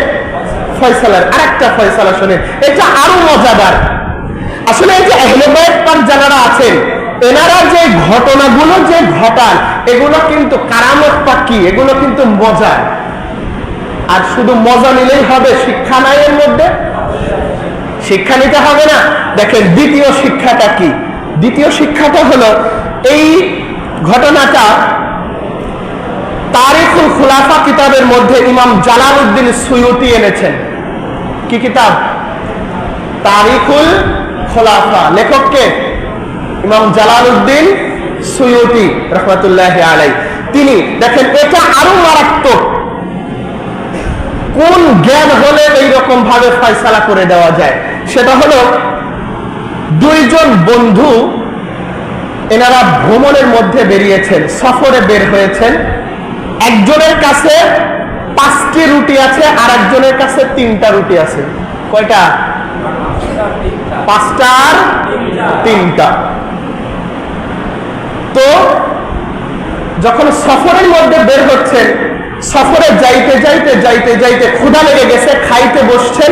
এর মধ্যে একজন সায়েল, একজন ক্ষুধার্ত ব্যক্তি এসে বলতেছেন যে আমাকে কিছু খাইতে দেন।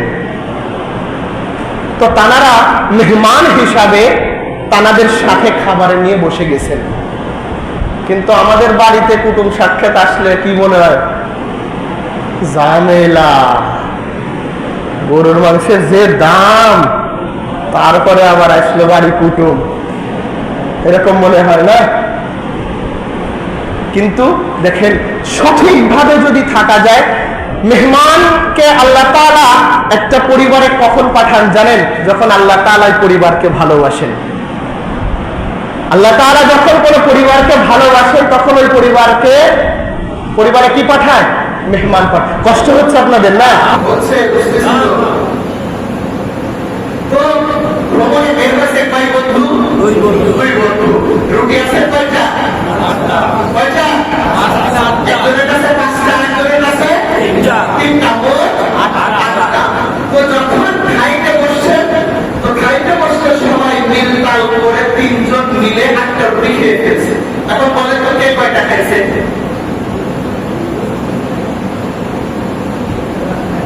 নয়টা হলে তাও বোঝা যাইতো যে একজন কয়টা করে খাইছে? 3টা করে। কিন্তু রুটি ছিল কয়টা? 8টা। একটা মানে শর্ট ঝামেলাও। কিন্তু ওই যে ব্যক্তিটা, অতিথি যে আসলেন, খাবারটা খাইলেন, তিনি চলে যাওয়ার সময় 8 দিরহাম তিনি তানাদেরকে উপহার দিয়ে চলে গেছেন। কয় দিরহাম? 8 দিরহাম তিনি দিয়েছেন। দেওয়ার পরে বলেছেন যে আপনারা এটাকে ভাগাভাগি করে দেবেন।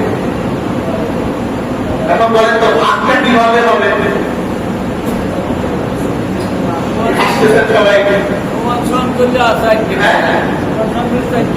ভাগটা কিভাবে করবেন? এ চারটা দিবে, এ চারটা দিবে। হ্যাঁ, এইরকমই ওই অল্প রুটিওয়ালা বলতেছে যে সে যেহেতু দিছে 8টা, তারপরে তুমি 4টা নাও, আমি 4টা নেই। কিন্তু ওই বেশি রুটিওয়ালা বলতেছে যে না, তা তো হবে না, আমার রুটি ছিল 5টা, তোমার ছিল 3টা, তার মানে আমি 5টা নেব, তুমি 3টা নিবা। রুটি প্রতি কয় দিরহাম? 1 দিরহাম। কিন্তু ওই কম রুটিওয়ালা মানতে রাজি না, যে না, ওই অতিথি বলে গেল যে আপনারা সমান ভাগে ভাগ করে নিন। এই কথায়, এক কথায়, দুই কথায় দুইজনে লাগাই নিয়েছে, দুইজনের ঝামেলা লাগাই নিয়েছে। একজন দাবিদার সমান ভাবে ভাগ হোক, 8টা, আর দ্বিতীয় জন দাবিদার যে না, তোমার 5টা, আমার 3টা। এইরকম কোনোভাবেই কোনো কিছু হচ্ছে না। যখন আস্তে আস্তে ঝামেলা যখন লেগেই যাচ্ছে, এই ঝামেলা করতে করতে ঝামেলা ফয়সালার জন্য মওলাই কায়নাত পাকের দরবারে চলে গেল। ঝামেলা মিটে মওলাই কায়নাত পাকের দরবারে চলে গেলেন। তখন সর্বপ্রথম মওলাই কায়নাত পাক তিনি ফয়সালা করে দিলেন যে যার যে কয়েকটা রুটি, সে সেই কয়েক দিরহামই নাও, যাও, ঝামেলা কইরো না। তার মানে বলতেছে যে তোমার কতটি?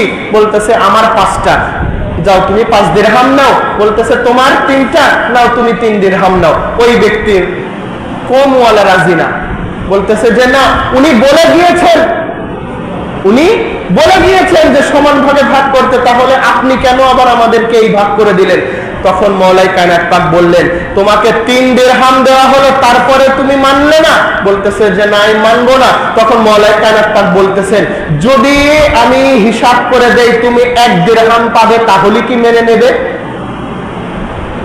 তখন ওই ব্যক্তি বলতেছে যে হে মাওলা আলী, আপনি যদি আমাকে হিসাব করে বুঝাই দিতে পারেন যে আমি 1 দিরহামের মালিক, জান, আমি মেনে নেব। বলেন তো মওলা কায়নাত পাক পারবে কি পারবে না? পারবে কি না? এখন হিসাবটা দেখেন কিভাবে। তখন মওলা কায়নাত পাক তিনি বলতেছেন যে প্রত্যেকটা রুটিকে ধরো 3 ভাগ করা হয়েছে। কয় ভাগ? তাহলে মোট রুটি ছিল কয়টা? তাহলে 3 ভাগ করা হলে মোট খণ্ড হবে কয়টা? 24টা না? তখন মওলা কায়নাত পাক বললেন যে ধরো প্রত্যেকটা রুটিকে 3 ভাগে বিভক্ত করেছো তোমরা, তাহলে 8টা রুটিকে 24টা ভাগ করা হয়েছে, 24টা খণ্ড হয়েছে। তোমরা মানুষ হলে কয়জন? বলতেছেন তোমরা মানুষ হলে কয়জন? তখন মওলা কায়নাত পাকের কথায় তিনি বলতেছেন যে আমরা তো 3 জন ছিলাম, আমরা 3 জন ছিলাম। তখন মওলা কায়নাত পাক বলতেছেন যে এই 3 জনের মধ্যে ধরো তোমরা সবাই সমান ভাবে এখন খেয়েছো, তাহলে এক একজন কয় খণ্ড করে খাইছো? বলো, কয় খণ্ড করে খাইছে? তাইলে হিসাব বুঝতেছেন? মওলা কায়নাত পাক বললেন রুটিটাকে তোমরা কয় খণ্ড করো? 3 খণ্ড। মোট রুটি ছিল 8টা, খণ্ড হলো কয়টা? 24টা। এখন মওলা কায়নাত পাক বলতেছেন যে ধরো এই 24টা রুটির এই খণ্ডটা তোমরা সমান ভাবে খেয়ে নিয়েছো, তাহলে এক একজন কত খণ্ড করে খাইলো? 8 খণ্ড করে। তখন মওলা কায়নাত পাক বলতেছেন তুমি কয় খণ্ড খাইলে? বলতেছে 8 খণ্ড। বলতেছে তুমি কত খণ্ড খাইলে? বলতেছে 8 খণ্ড। আর ওই অতিথি ব্যক্তি তিনি খাইছে কত খণ্ড? বলতেছে 8 খণ্ড। এখন তিনি বলতেছেন, মওলা কায়নাত পাক তিনি বলতেছেন যে এই 8 খণ্ড করে যদি খাওয়া হয়, 3 8 24, এই 8 খণ্ডের মধ্যে তুমি তো খাইছো, তুমি কি করছো? খাইছো না? তোমার ভাগে রুটি ছিল কয়টা? 3টা। কথা বলেন না কেন? দেখেন কি জ্ঞান মওলা কায়নাত পাককে আল্লাহ তাআলা দিয়েছেন। রুটি ছিল ওই ব্যক্তির কয়টা? 3টা। তাহলে তার রুটিতে খণ্ড হয়েছে কয়টা? 3 তিরিক্ষে 9টা। তখন তিনি বলতেছেন যে 9টা খণ্ডের মধ্যে তুমি খাইছো কয়টা? বলতেছে 8টা। তাহলে তোমার ভাগে বাকি থাকলো আর কয়টা? 1টা। আর আরেকজনকে বলতেছে আর ওর রুটির মালিক ছিল কয়টা? 5টা। তাহলে ওর রুটিতে ভাগ হবে কয়টা? আপনার গুণ দিলে হবে কয়টা? 15টা। সে নিজে খাইছে কয়টা? নিজে খাইছে 8টা। বাকি থাকতেছে কয়টা? 7টা। মওলাই কায়নাত পাক এখন বলতেছেন 3 ভাগ, তুমি 3 রুটির মালিক, খণ্ড হয়েছে 3টা, তুমি নিজে 3টা খণ্ডর পর হয়েছে 9টা, তুমি নিজে খাইছো 8টা, বাসছে 1টা। আর সে তার জায়গা থেকে 15টা, সে নিজে খাইছে 8টা, থাকছে কয়টা? 7টা। ওই 7টা আর তোমার 1টা, এই 1টা আর 7টা, এই 8টা খাইছে ওই অতিথি। তার মানে তোমার ভাগ থেকে গেছে কয়টা রুটি? এখন মওলাই কায়নাত পাক বলতেছে তুমি পাবে মাত্র 1 দিরহাম। তুমি পাবে 1 দিরহাম, কারণ ওই অতিথি তোমার কাছ থেকে মাত্র 1টা রুটি খেয়েছে। আর সে পাবে 7 দিরহাম, কারণ সে খাবার পরেও 7টা টুকরা ছিল আর তার পক্ষ থেকে 7টা টুকরা সে খাইছে। দেখেন তখন ওই ব্যক্তি বলতেছে যে হে মওলাই কায়নাত পাক, আমি আপনার ফয়সালাকে মেনে নিলাম। এখন আমাকে বলেন এই রকম ফয়সালাকারী দুনিয়ার মধ্যে আর কে আছে? কাকে পাবেন এইরকম? এটা একটা জটিল একটা বিষয় না? এটা কি সাধারণ ভাবলেন? এইরকম জটিল জটিল বিষয় মওলাই কায়নাত পাক কি করে দিয়েছেন? তিনি ফয়সালা করে দিয়েছেন। সেই মওলাই কায়নাত পাকের অনুসরণকারী আমরা। এই মওলাই কায়নাত পাকের এই জ্ঞান দিছে কে? দিয়েছেন কে? আল্লাহ তাআলা। দেখেন কতটা মওলাই কায়নাত পাককে ভালোবাসতেন। এখন আসেন তারা শাহাদত পাকের একটা কথা বলি। মওলাই কায়নাত পাক যখন শাহাদত পাকের এই সময়, এই ধারা, আজকের এই রজনী, যেই রজনীতে আজকে আমরা হাজির হয়েছি, এই মওলাই কায়নাত পাকের রজনী, ঘুম ধরতেছে দেখতেছি তো, এই যে আসতেছে, আমি আস্তে আস্তে এখন শেষের দিকে চলে যাচ্ছি, যান কষ্ট দিচ্ছি না। মওলাই কায়নাত পাকের এই শাহাদাতের খবর অনেক পূর্বে থেকেই নবীজি কিছু কিছু কথার মাধ্যমে, হাদিসে পাকের মাধ্যমে তিনি মওলাই কায়নাত পাককে জানিয়ে দিয়েছিলেন। মওলাই কায়নাত পাককে কি করেছিলেন? জানিয়ে দিয়েছিলেন। তো যখন মওলাই কায়নাত পাককে যখন জানিয়ে দিয়েছিলেন, তো জানানোর পর থেকেই মওলাই কায়নাত পাকের সেই শাহাদাতের তামান্নাটা মওলাই কায়নাত পাকের নিজের মধ্যে চলে আসে। এমন একজন ব্যক্তি দেখেন যার পবিত্র আগমন খোদ খানায়ে কাবার। মওলাই কায়নাত পাকের আগমন কোথায় জানেন না? আমরা এমন ব্যক্তিদেরকে ভালোবাসি যাদের আগমন খোদ খানায়ে কাবার মধ্যে। দুনিয়ার এই সকল মসজিদ না, শুধু সকল মসজিদ যেই দিকে ফিরে আছে সেই খানায়ে কাবার মধ্যে মওলাই কায়নাত পাকের আগমন, আবার তার শাহাদাত এই মসজিদের মধ্যে। দুইটাই আল্লাহর ঘর, আগমনটাও আল্লাহর ঘরে, শাহাদাতটাও আল্লাহর ঘরে। তো যখন মওলাই কায়নাত পাকের এই শাহাদাতের যখন কথা আসলো, আল্লাহ রাব্বুল আলামিনের হাবিব তিনি হাদিসে পাকের মাধ্যমে তিনি জানিয়ে দিচ্ছেন। দেখেন আজকে যদি আমরা সাধারণত দুনিয়াতে কেউ অসুস্থ হয়, ডাক্তাররা অনেক সময় বলে দেয় না যে এই ব্যক্তি এতদিন আর হায়াত আছে? হ্যাঁ, আপনারা বাড়িতে নিয়ে যান ভালো মন্দ খাবার খাওয়ার, ভাই মাথার কাছে যতই আপনি আপেল, বেদেনা, মালটা, কমলা যেটাই রাখেন না কেন, বলেন তো ওই রোগীরা ভিতরে যাবে বা যায় কিসের কারণে? মৃত্যুর একটা চিন্তা, মৃত্যুর একটা চিন্তা। দেখেন দুনিয়াতে যদি একটা সত্য কথা থেকে থাকে সেই একটা সত্য কথা হলো মৃত্যু। আমরা সবাই জানি যে মৃত্যুবরণ করব না, সবাই জানি।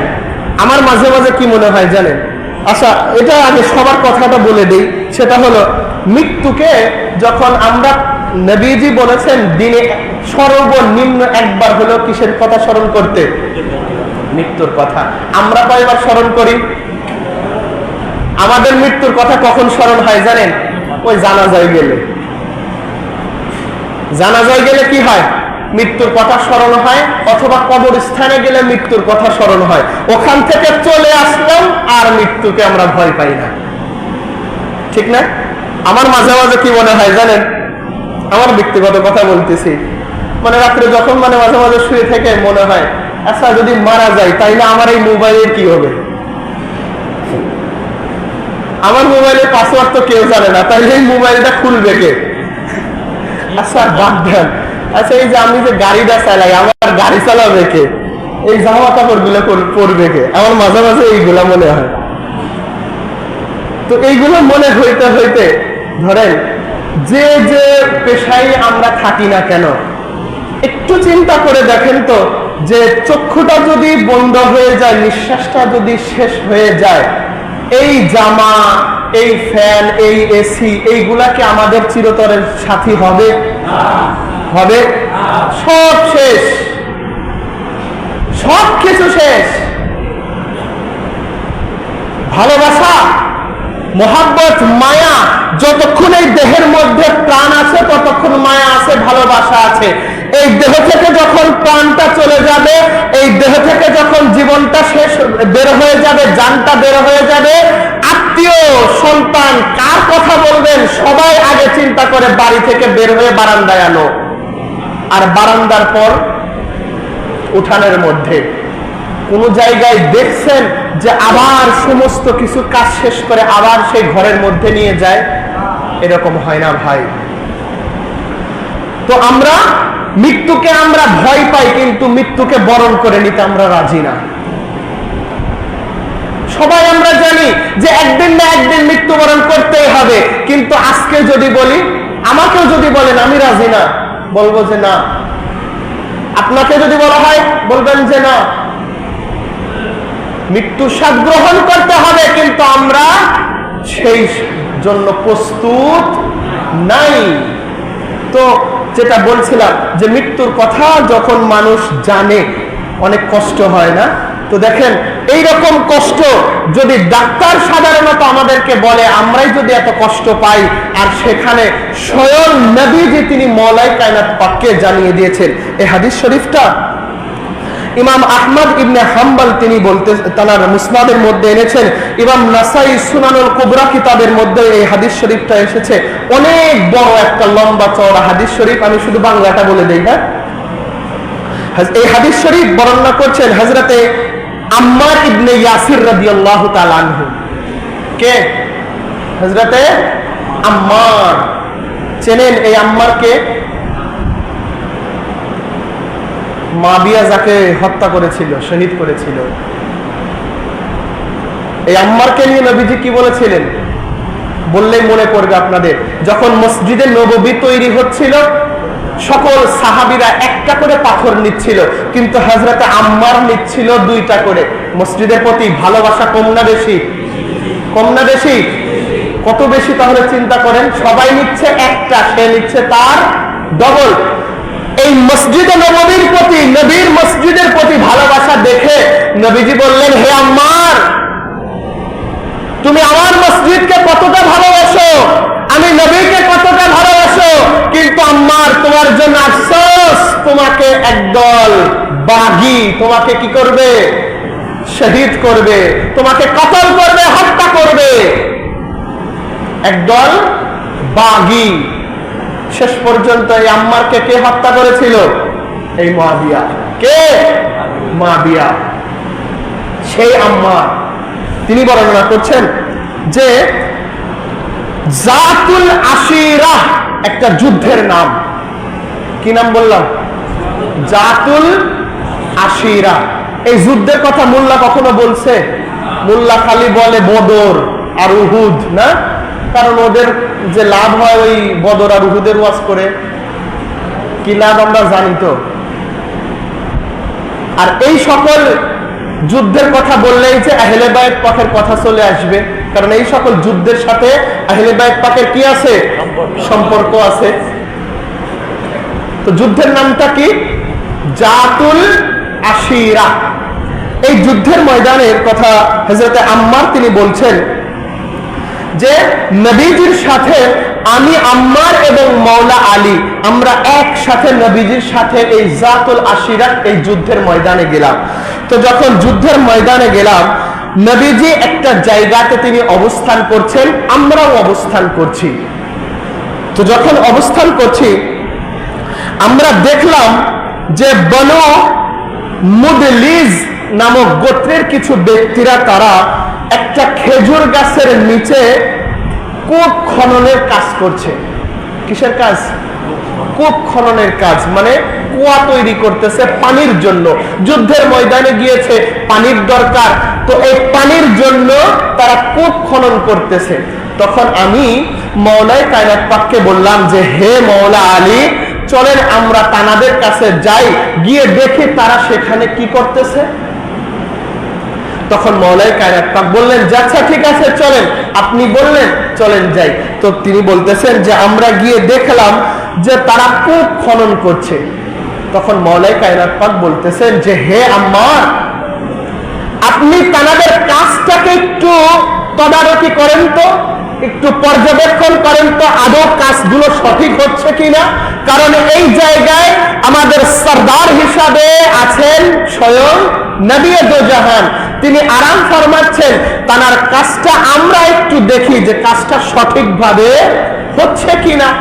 তো যখন ওই জায়গাতে যখন তানারা দুইজন গিয়েছেন, যাওয়ার পর তেনারা বলতেছেন যে হ্যাঁ, হযরতে আম্মার তিনি বলতেছেন যে হে মাওলা আলী, তানারা কাজ সঠিকভাবে করতেছেন।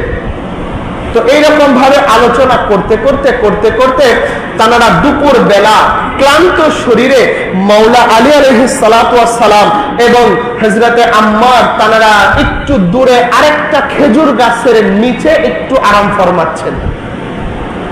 তো যখন আরাম ফরমাচ্ছেন, আরাম করতে করতে তারা এক পর্যায়ে ঘুমের ঘরে চলে গিয়েছেন, ঘুমাইছেন। তো হযরতে আম্মার বলছেন যে আমরা গভীর ঘুমে চলে গিয়েছি, আমরা গভীর ঘুম। তিনি বলতেছেন আমরা সেই সময়ে আমরা জাগ্রত হইলাম, আমাদেরকে অন্য কেউ জাগ্রত করে নাই, যিনি জাগ্রত করেছেন তিনি হলেন স্বয়ং নবী মুস্তাফা। স্বয়ং নবীজি এসে আমাদেরকে জাগ্রত করালেন। কি বলে? নবীজি এসে বললেন হে আবু তুরাব,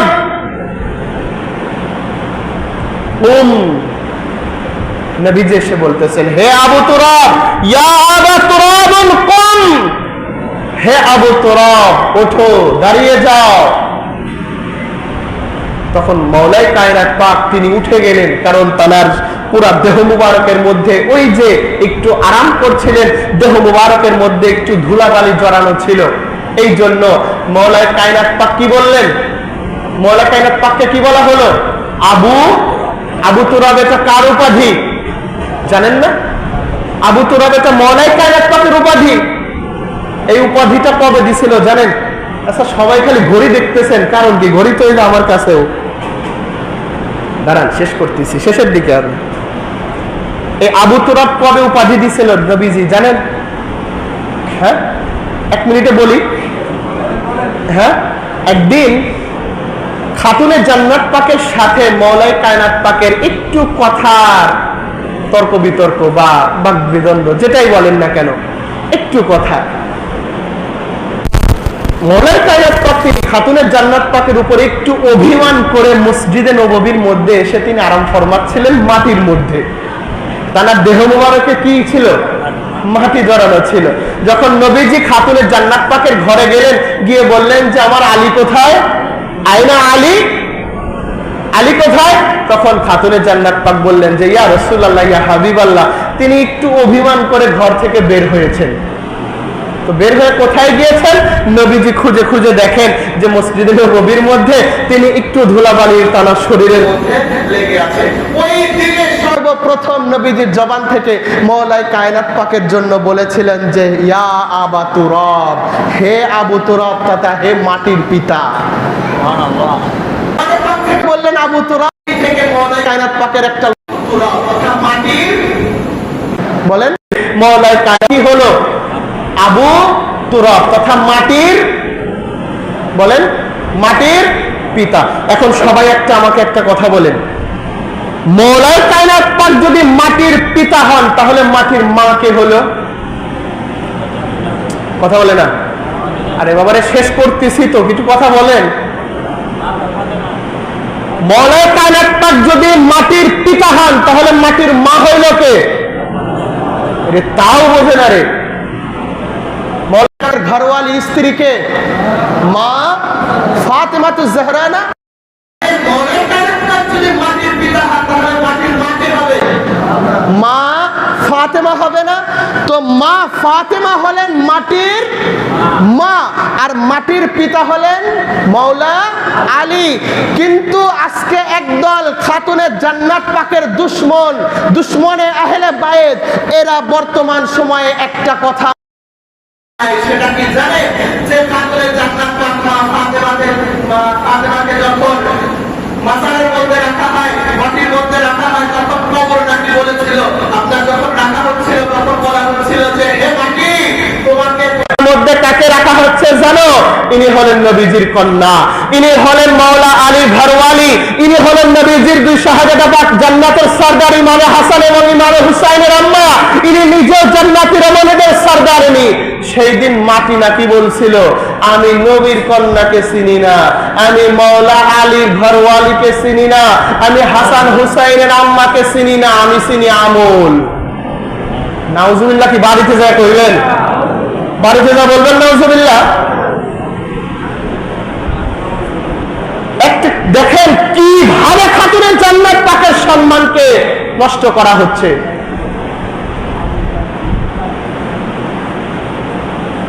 মাটি কারো ছিলেন সৃষ্টি ভাই? মাটির ক্ষমতা বেশি না নবীজির ক্ষমতা বেশি? কথা বলেন এখন। এই মাটি কারো ছিলাই সৃষ্টি? এই মাটিও তো সৃষ্টি নবীর ছিলায়, আর সেই মাটি নাকি খাতুনের জান্নাত পাককে চেনে না। যে খাতুনের জান্নাত পাক তার কলিজার টুকরাদেরকে নানা জানের আব্বা জানের গুনাহগার উম্মতের নাজাতের জন্য শহীদ করে দিয়েছে, সেই খাতুনের জান্নাত পাককে নাকি মাটি চেনে না।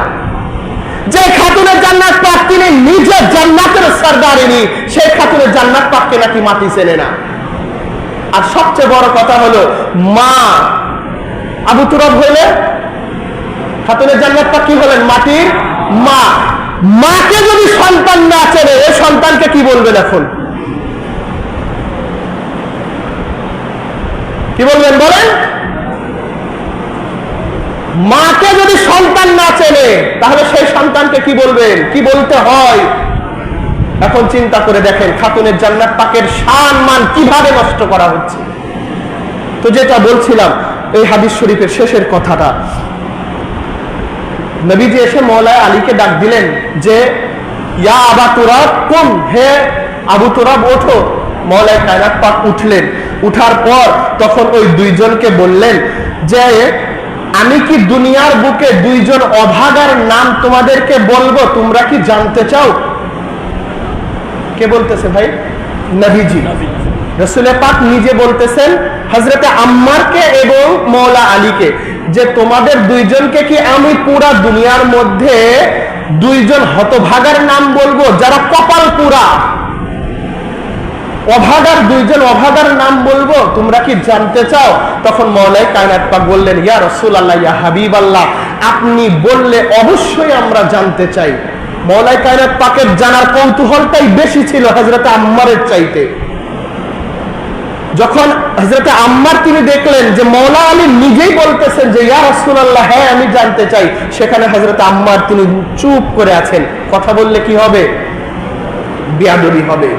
আহলে বাইত পাকের দরবার আদবের দরবার, রাসূল পাকের দরবার আদবের দরবার। বিয়াদবের কোনো স্থান নাই। তো যেখানে নবুয়তের বাদশার সাথে, রিসালাতের বাদশার সাথে বেলায়েতের বাদশা কথোপকথন করছেন, সেখানে সাধারণ আম্মার কি চুপ করে আছেন। মাওলায়ে কায়নাত পাকের জানার আগ্রহটাই বেশি ছিল। তখন নবীজি বলতেছেন তার প্রথম অভাগা হলো সেই ব্যক্তি যিনি সামুদ গোত্রের ওয়াহমির নামে একজন ব্যক্তি ছিলেন। ওয়াহমির, যিনি হযরতে সালেহ আলাইহিস সালাতু ওয়াস সালামের উটনির পা কেটে নিয়েছিলেন। 1,24,000 পয়গম্বরের মধ্যে একজন পয়গম্বর, একজন নবীর নাম হলো হযরতে সালেহ, হযরত সালেহ আলাইহিস সালাতু ওয়াস সালাম। তো তিনি নবীজি ইরশাদ করছেন, দেখেন আসলে কথা বলতে গেলে কথায় কথা বাড়ে। আমাদের বর্তমান আমাদেরকে শোনায় যে নবী মরে মাটির সাথে মিশে গেছে, বলেন না নাউজুবিল্লাহ, আস্তাগফিরুল্লাহ, তওবা। আরে নবী যদি মরে মাটির সাথে মিশে যায়, তাইলে এই যে হযরতে সালেহ আলাইহিস সালাতু ওয়াস সালামের উটনির পা কেটে নেওয়া হয়েছিল, এটা নবীজি জানলেন কিভাবে? আবার বলা হয় নবী ইলমে গায়েব জানে না, না? যদি নবীজি ইলমে গায়েব না জানেন, তাহলে এটা নবীজি জানলেন কিভাবে? আমাকে বোঝান। মোল্লা, হায়রে মোল্লা রে। তো যেটা বলছি নবীজি, যে 1 নম্বর অভাগাকে, যে ব্যক্তি হযরত সালেহ আলাইহিস সালামের উটনির কি কেটে নিয়েছিল? পা কেটে নিয়েছিল। এখন দ্বিতীয়টা কথা বলতে নবীজি একটু সময় নিচ্ছেন। নবীজি একটু সময় নিচ্ছেন, নবীজি বলতে চাচ্ছেন না দ্বিতীয় সেই অভাগা ব্যক্তির নামটা কি। তখন মাওলা আলী তিনি আবার বলছেন যে ইয়া রাসূলুল্লাহ, ইয়া হাবিবাল্লাহ, আপনি প্রথম ব্যক্তির নামটা এত তাড়াতাড়ি নিয়ে নিলেন, কিন্তু সেই দ্বিতীয় ব্যক্তির নামটা নিতে আপনি কেন এত দেরি করছেন? ইয়া রাসূলুল্লাহ, ইয়া হাবিবাল্লাহ, সেই দ্বিতীয় অভাগা ব্যক্তিকে আপনি আমাদেরকে বলেন, আমরা শুনে নেই। তখন নবীজি আরো একটু সময় নিলেন। নবীজির ভিতর থেকে তিনি দুঃখে ভরা কথা যেমন আসে, সেই রকম ভাবে নবীজি তিনি বেচাইন হয়ে যাচ্ছেন। মাওলা আলী আবার জিজ্ঞাসা করলেন যে ইয়া রাসূলুল্লাহ, ইয়া হাবিবাল্লাহ, আপনি কেন বলছেন না সেই দ্বিতীয় অভাগা ব্যক্তির নাম? তখন নবীজি বললেন যে হে আলী, জেনে রাখো, প্রথম ব্যক্তির নাম তো আমি বলে দিয়েছি, হযরতে সালেহ আলাইহিস সালামের উটনির পা কেটে যে নিয়ে গেছিল, সেই হলো প্রথম অভাগা ব্যক্তি। আর দ্বিতীয় অভাগা ব্যক্তি সেই যেই ব্যক্তির তরবারির আঘাতে তুমি আলী জর্জরিত হয়ে যাবে, যেই ব্যক্তির তরবারির আঘাতে তোমার মাথাটা আঘাতপ্রাপ্ত হবে, তোমার সেই আঘাতপ্রাপ্ত শরীর এমন পর্যায়ে চলে আসবে, তোমার মাথার উপরে আঘাত করা হবে, সেই আঘাতে তোমার পুরা দাড়ি মুবারক সহ তোমার মুখ মুবারক রক্তে রঞ্জিত হয়ে যাবে। আর যেই ব্যক্তি তোমাকে আঘাত করবে, সেই হলো এই দুনিয়ার দ্বিতীয়তম অভাগা ব্যক্তি।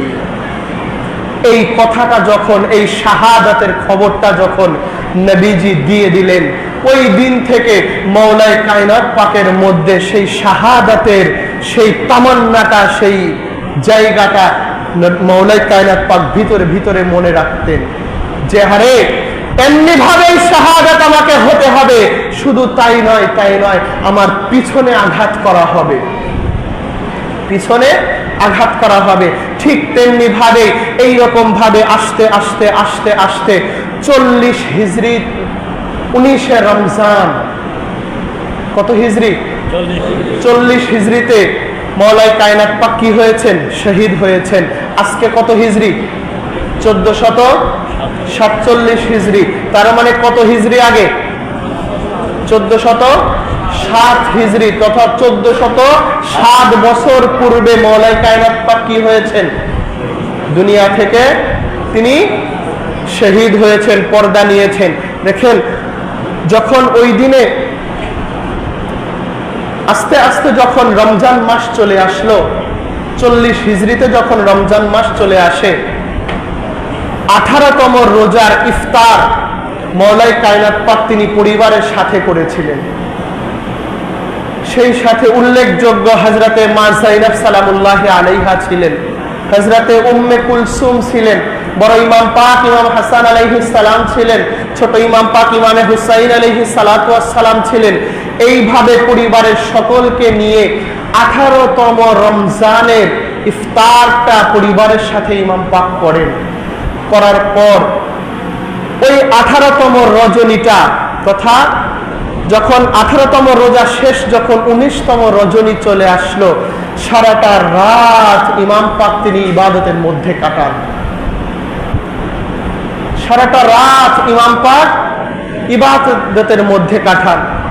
যখন তিনি ইবাদতটা এমন পর্যায়ে করছিলেন, তার ইবাদতের মাত্রাটা এমন পর্যায়ে চলে যাচ্ছিল, যারা পরিবার থেকে বর্ণনা করছেন এমন ভাবে মওলাই কায়নাত পাক তিনি ইবাদত করছেন, যে কোনো ব্যক্তি দেখলেই মনে হবে যে এটাই তার জীবনের শেষ ইবাদত দুনিয়াতে।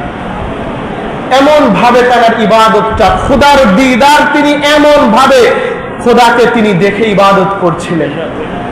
এইরকম ভাবে যখন রাত্র শেষের দিকে তিনি সাহারিও করলেন, সাহারি শেষ করে যখন তিনি তার কামরা পাক থেকে যখন বের হয়ে মসজিদে কুফাতে যখন যাবেন, তখন মওলাই কায়নাত পাকের তানার উঠানের মধ্যে তানাদের গৃহপালিত কিছু হাঁস টাইপের এক টাইপের আপনার পশু ছিল, হাঁস জাতীয় এক টাইপের পশু ছিল।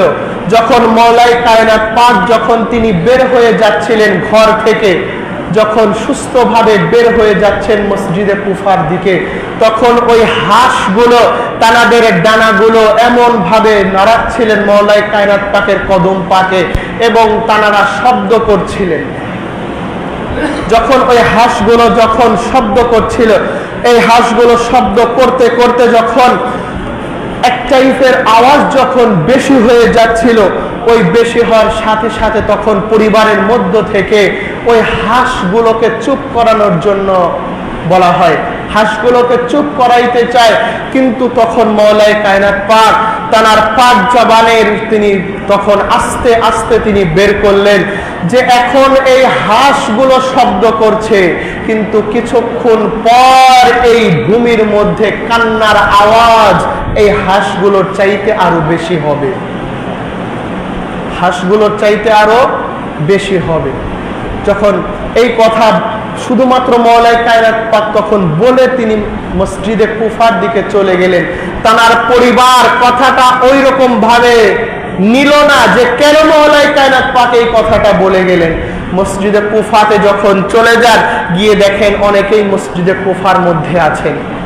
ওই দিনে মসজিদে কুফাতে যখন চলে যান, আমি সংক্ষেপ করে বলছি, মসজিদে কুফাতে যখন যাওয়ার পর মুয়াজ্জিন সাহেব যখন ফজরের আজান দিবেন, ফজরের আজান দেওয়ার জন্য যখন মুয়াজ্জিন সাহেব যখন তিনি তৈরি হয়েছেন, তখন মওলাই কায়নাত পাক তিনি মুয়াজ্জিন সাহেব থেকে বলছেন যে আজকের আজানটা আমি নিজে দিতে চাই,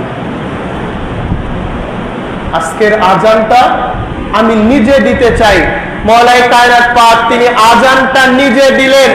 যখন তিনি মসজিদে কুফার মাইক থেকে যখন তিনি আল্লাহু আকবার বলে যখন আজান দিচ্ছিলেন, তার কণ্ঠ থেকে এমন ভাবে আজানটা বের হচ্ছিল, তার পরিবারের মধ্যে থেকে হযরতে মা যায়েনব সালামুল্লাহি আলাইহা তিনি বর্ণনা করছেন যে হঠাৎ কেন আব্বা জান আজকে মসজিদে কুফা থেকে কেন আজান দিচ্ছেন? আব্বাজানকে তো কখনো এইরকম ভাবে মসজিদে কুফা থেকে আজান দিতে আমরা দেখি নাই।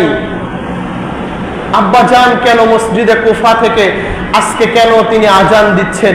তার এই দরদ মাখা কণ্ঠে যখন আস্তে আস্তে তিনি আজান শেষ করলেন, যখন তিনি আজান শেষ করে যখন নামাজের জায়গাতে আসলেন, নামাজের মুসল্লাতে যখন আসলেন, ইমাম পাক যখন নামাজের জন্য ইমামতিতে দাঁড়ালেন, ইমামতি করার পর দাঁড়ানোর পর ওই ফজরের 2 রাকাত নামাজের প্রথম রাকাত যখন নামাজ আদায় করালেন, প্রথম রাকাত আদায়ের পর দ্বিতীয় রাকাতে না যাইতেই এই কাফের মালাউন, এই মুলজিম সে ইমাম পাকের পিছনে এসে ইমাম পাকের এই মাথা মুবারকের পিছনে তার বিষাক্ত তরবারি দ্বারা আঘাত করে দেয়। তার পূর্বে এই আব্দুর রহমান ইবনে মুলজিম 1000 দিরহাম দিয়ে বিষ এনে এই তরবারির সাথে এই বিষটাকে লাগানো হয়েছিল। তিনি যখন ইমাম পাকের এই সের মুবারকের পিছনে যখন আঘাত করে এই আব্দুর রহমান ইবনে মুলজিম, তখন ইমাম পাক তিনি তার এই নামাজের মুসাল্লাতেই তিনি পড়ে যান। ইমাম পাকের এই রক্ত সের মুবারকের রক্তে পুরা মসজিদে কুফার ইমাম পাকের নামাজের মুসাল্লা সহ পুরা মসজিদের মেহরাব রক্তে রঞ্জিত হয়ে যায়। তখন হযরতে মওলাই কায়নাত পাকের জবান থেকে তিনি একটা কথা বের করে দেন, ফুস্তু বিরব্বিল কাবা, ফুস্তু বিরব্বিল কাবা, ওই কাবার মালিকের কসম আমি সফল কাম হয়েছি। ওই কাবার মালিকের কসম আমি সফল কাম হয়েছি। যখন মওলাই কায়নাত পাক এই কথাগুলো যখন বলতেছেন, বলতে বলতে তখন তিনি মসজিদের ওই মেহরাবে যখন রক্তে রঞ্জিত হয়ে গেলেন, যখন তাকে আঘাত করা হলো, তখন তিনি তানার পাক জবান দিয়ে তখন বড় ইমাম পাককে ডাকলেন যে বেটা হাসান, এবং ইমাম পাক ডাকলেন বেটা হুসাইন। দুই ইমাম পাককে যখন ডাকলেন, দুই ইমাম পাক তখন মসজিদের মধ্যে এসে দেখেন আব্বা জান রক্তাক্ত অবস্থায় তিনি পড়ে আছেন। তখন মওলাই কায়নাত পাক বললেন যে যাও তাকে ধরে নিয়ে আসো। আব্দুর রহমান ইবনে মুলজিমকে নিয়ে আসা হলো। তখন মওলাই কায়নাত পাক বললেন তুমি অমুকের পুত্র না? বলতেছে যে হ্যাঁ। তুমি আমাকে পিছন থেকে আঘাত করলে। তখন মওলাই কায়নাত পাক বড় ইমাম পাককে বললেন যে বেটা হাসান, এ আমাকে মাত্র একটাই আঘাত করেছে।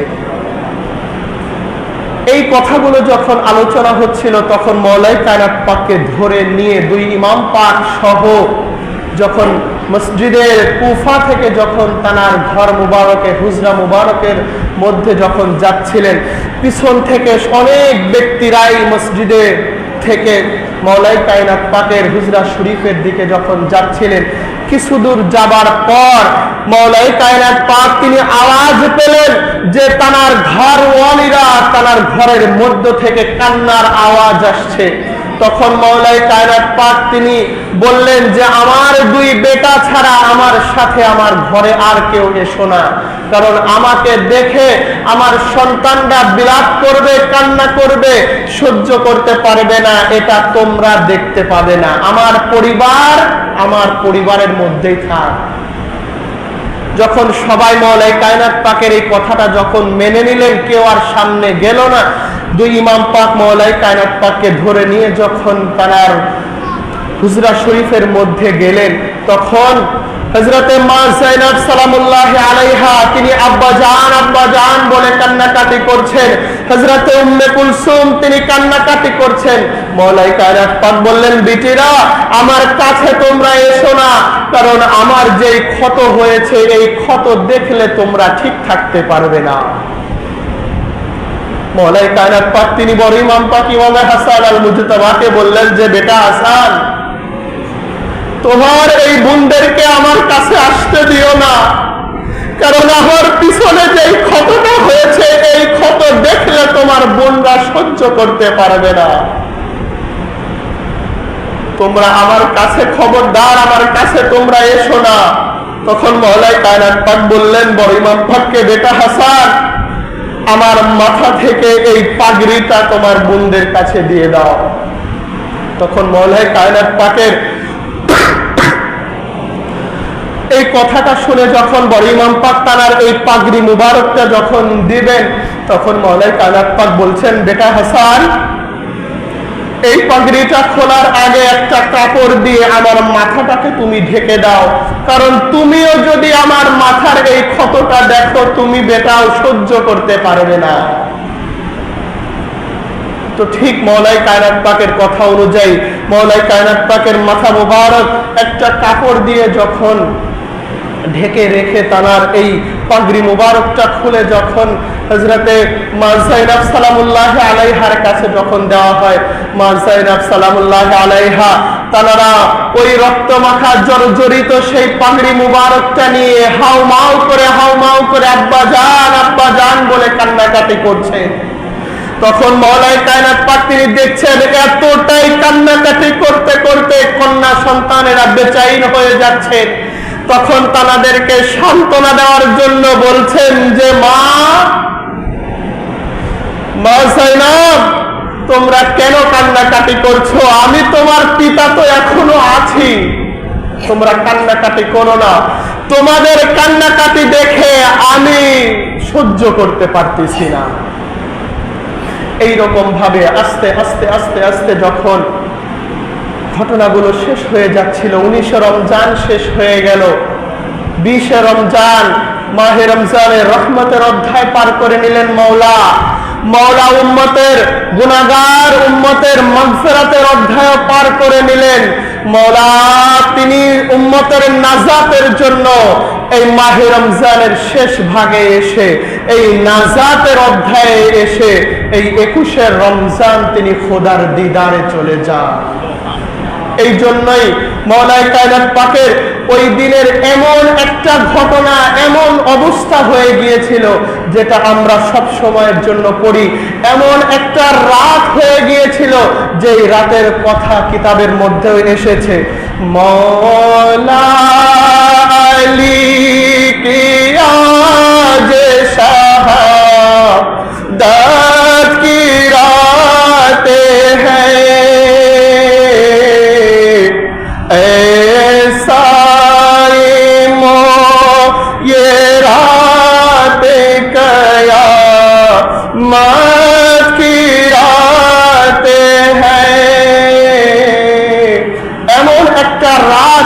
হয়ে গিয়েছিল। ছোট ইমাম পাক যখন কারবালার ময়দানে তিনি শহীদ হয়ে যান, কিয়ামতের যেমন কোনো অংশে আর বাকি ছিল না, ঠিক তেমনি ভাবে মওলাই কায়নাত পাক যেই রাতে তিনি শাহাদাত বরণ করেন, কিয়ামতের এমন একটা অবস্থা হয়ে গিয়েছিল যেটা আমরা এই শাহাদাত পাককে স্মরণ করে আমরা পড়ি। দেখেন, আমরা যখন এই রাতকে যখন আমরা পাই, এইগুলো যখন আমরা পড়ি, অন্তরের মধ্যে যদি আমরা এগুলোকে ধারণ করতে না পারি আমাদের কোনো লাভ নাই। ওই রাতটা আলে মুহাম্মাদের জন্য কতটা কষ্টের রাত ছিল। 21 রমজান আর কিছুদিন পার হলেই ঈদুল ফিতর সকলের মাঝে আনন্দের দিন আসবে, কিন্তু ওই দিনে মওলাই কায়নাত পাকের ঘরে কেমন অবস্থা হয়েছিল দেখেন। শুধুমাত্র মওলার গোলামরা এরাই শুধুমাত্র বুঝবে, অন্যরা কেউ এই কথাগুলো বুঝবে না। ইমাম পাকদের অবস্থা সেই দিনে কেমন ছিল কিতাবের মধ্যে দেখেন বলা হচ্ছে যে হাসানাইন রোতে হ্যায় কিয়ামত কি রাতে হ্যায়। ইমামে হাসান এবং ইমামে হুসাইন তানাদের জন্য কেমন রাতটা ছিল এখন চিন্তা করে দেখেন। পিতা হারার সেই শেষ অবস্থা, পিতা জান তিনি চিরতরের জন্য চলে যাচ্ছেন, আলে মুহাম্মাদের কি অবস্থাটা সেই দিন হতে পারে। তো কেমন অবস্থা ছিল সেই আলে মুহাম্মাদের দেখেন কিতাবের মধ্যে এসেছে, রোতে হ্যায় আহলে বাইতে রিসালাত মাআবে আজ आले नबी की आज मसीबत की रातें हैं, आले नबी की आज मसीबत की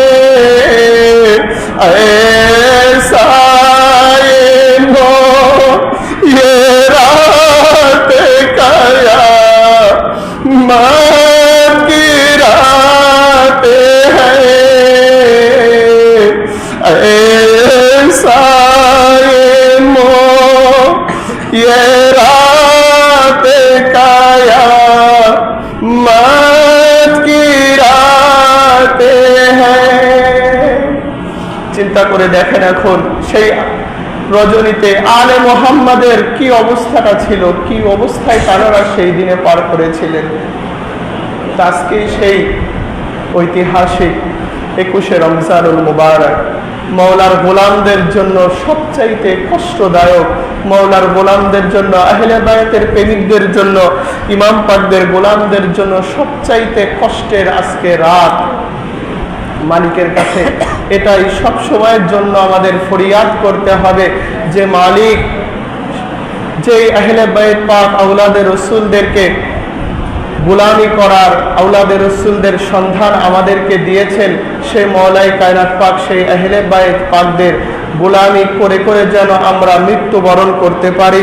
মালিক ও মওলা আমাদের সেই তৌফিক দান করে। সকলে বলুন আমিন। ওয়া মা আলাইনা ইল্লা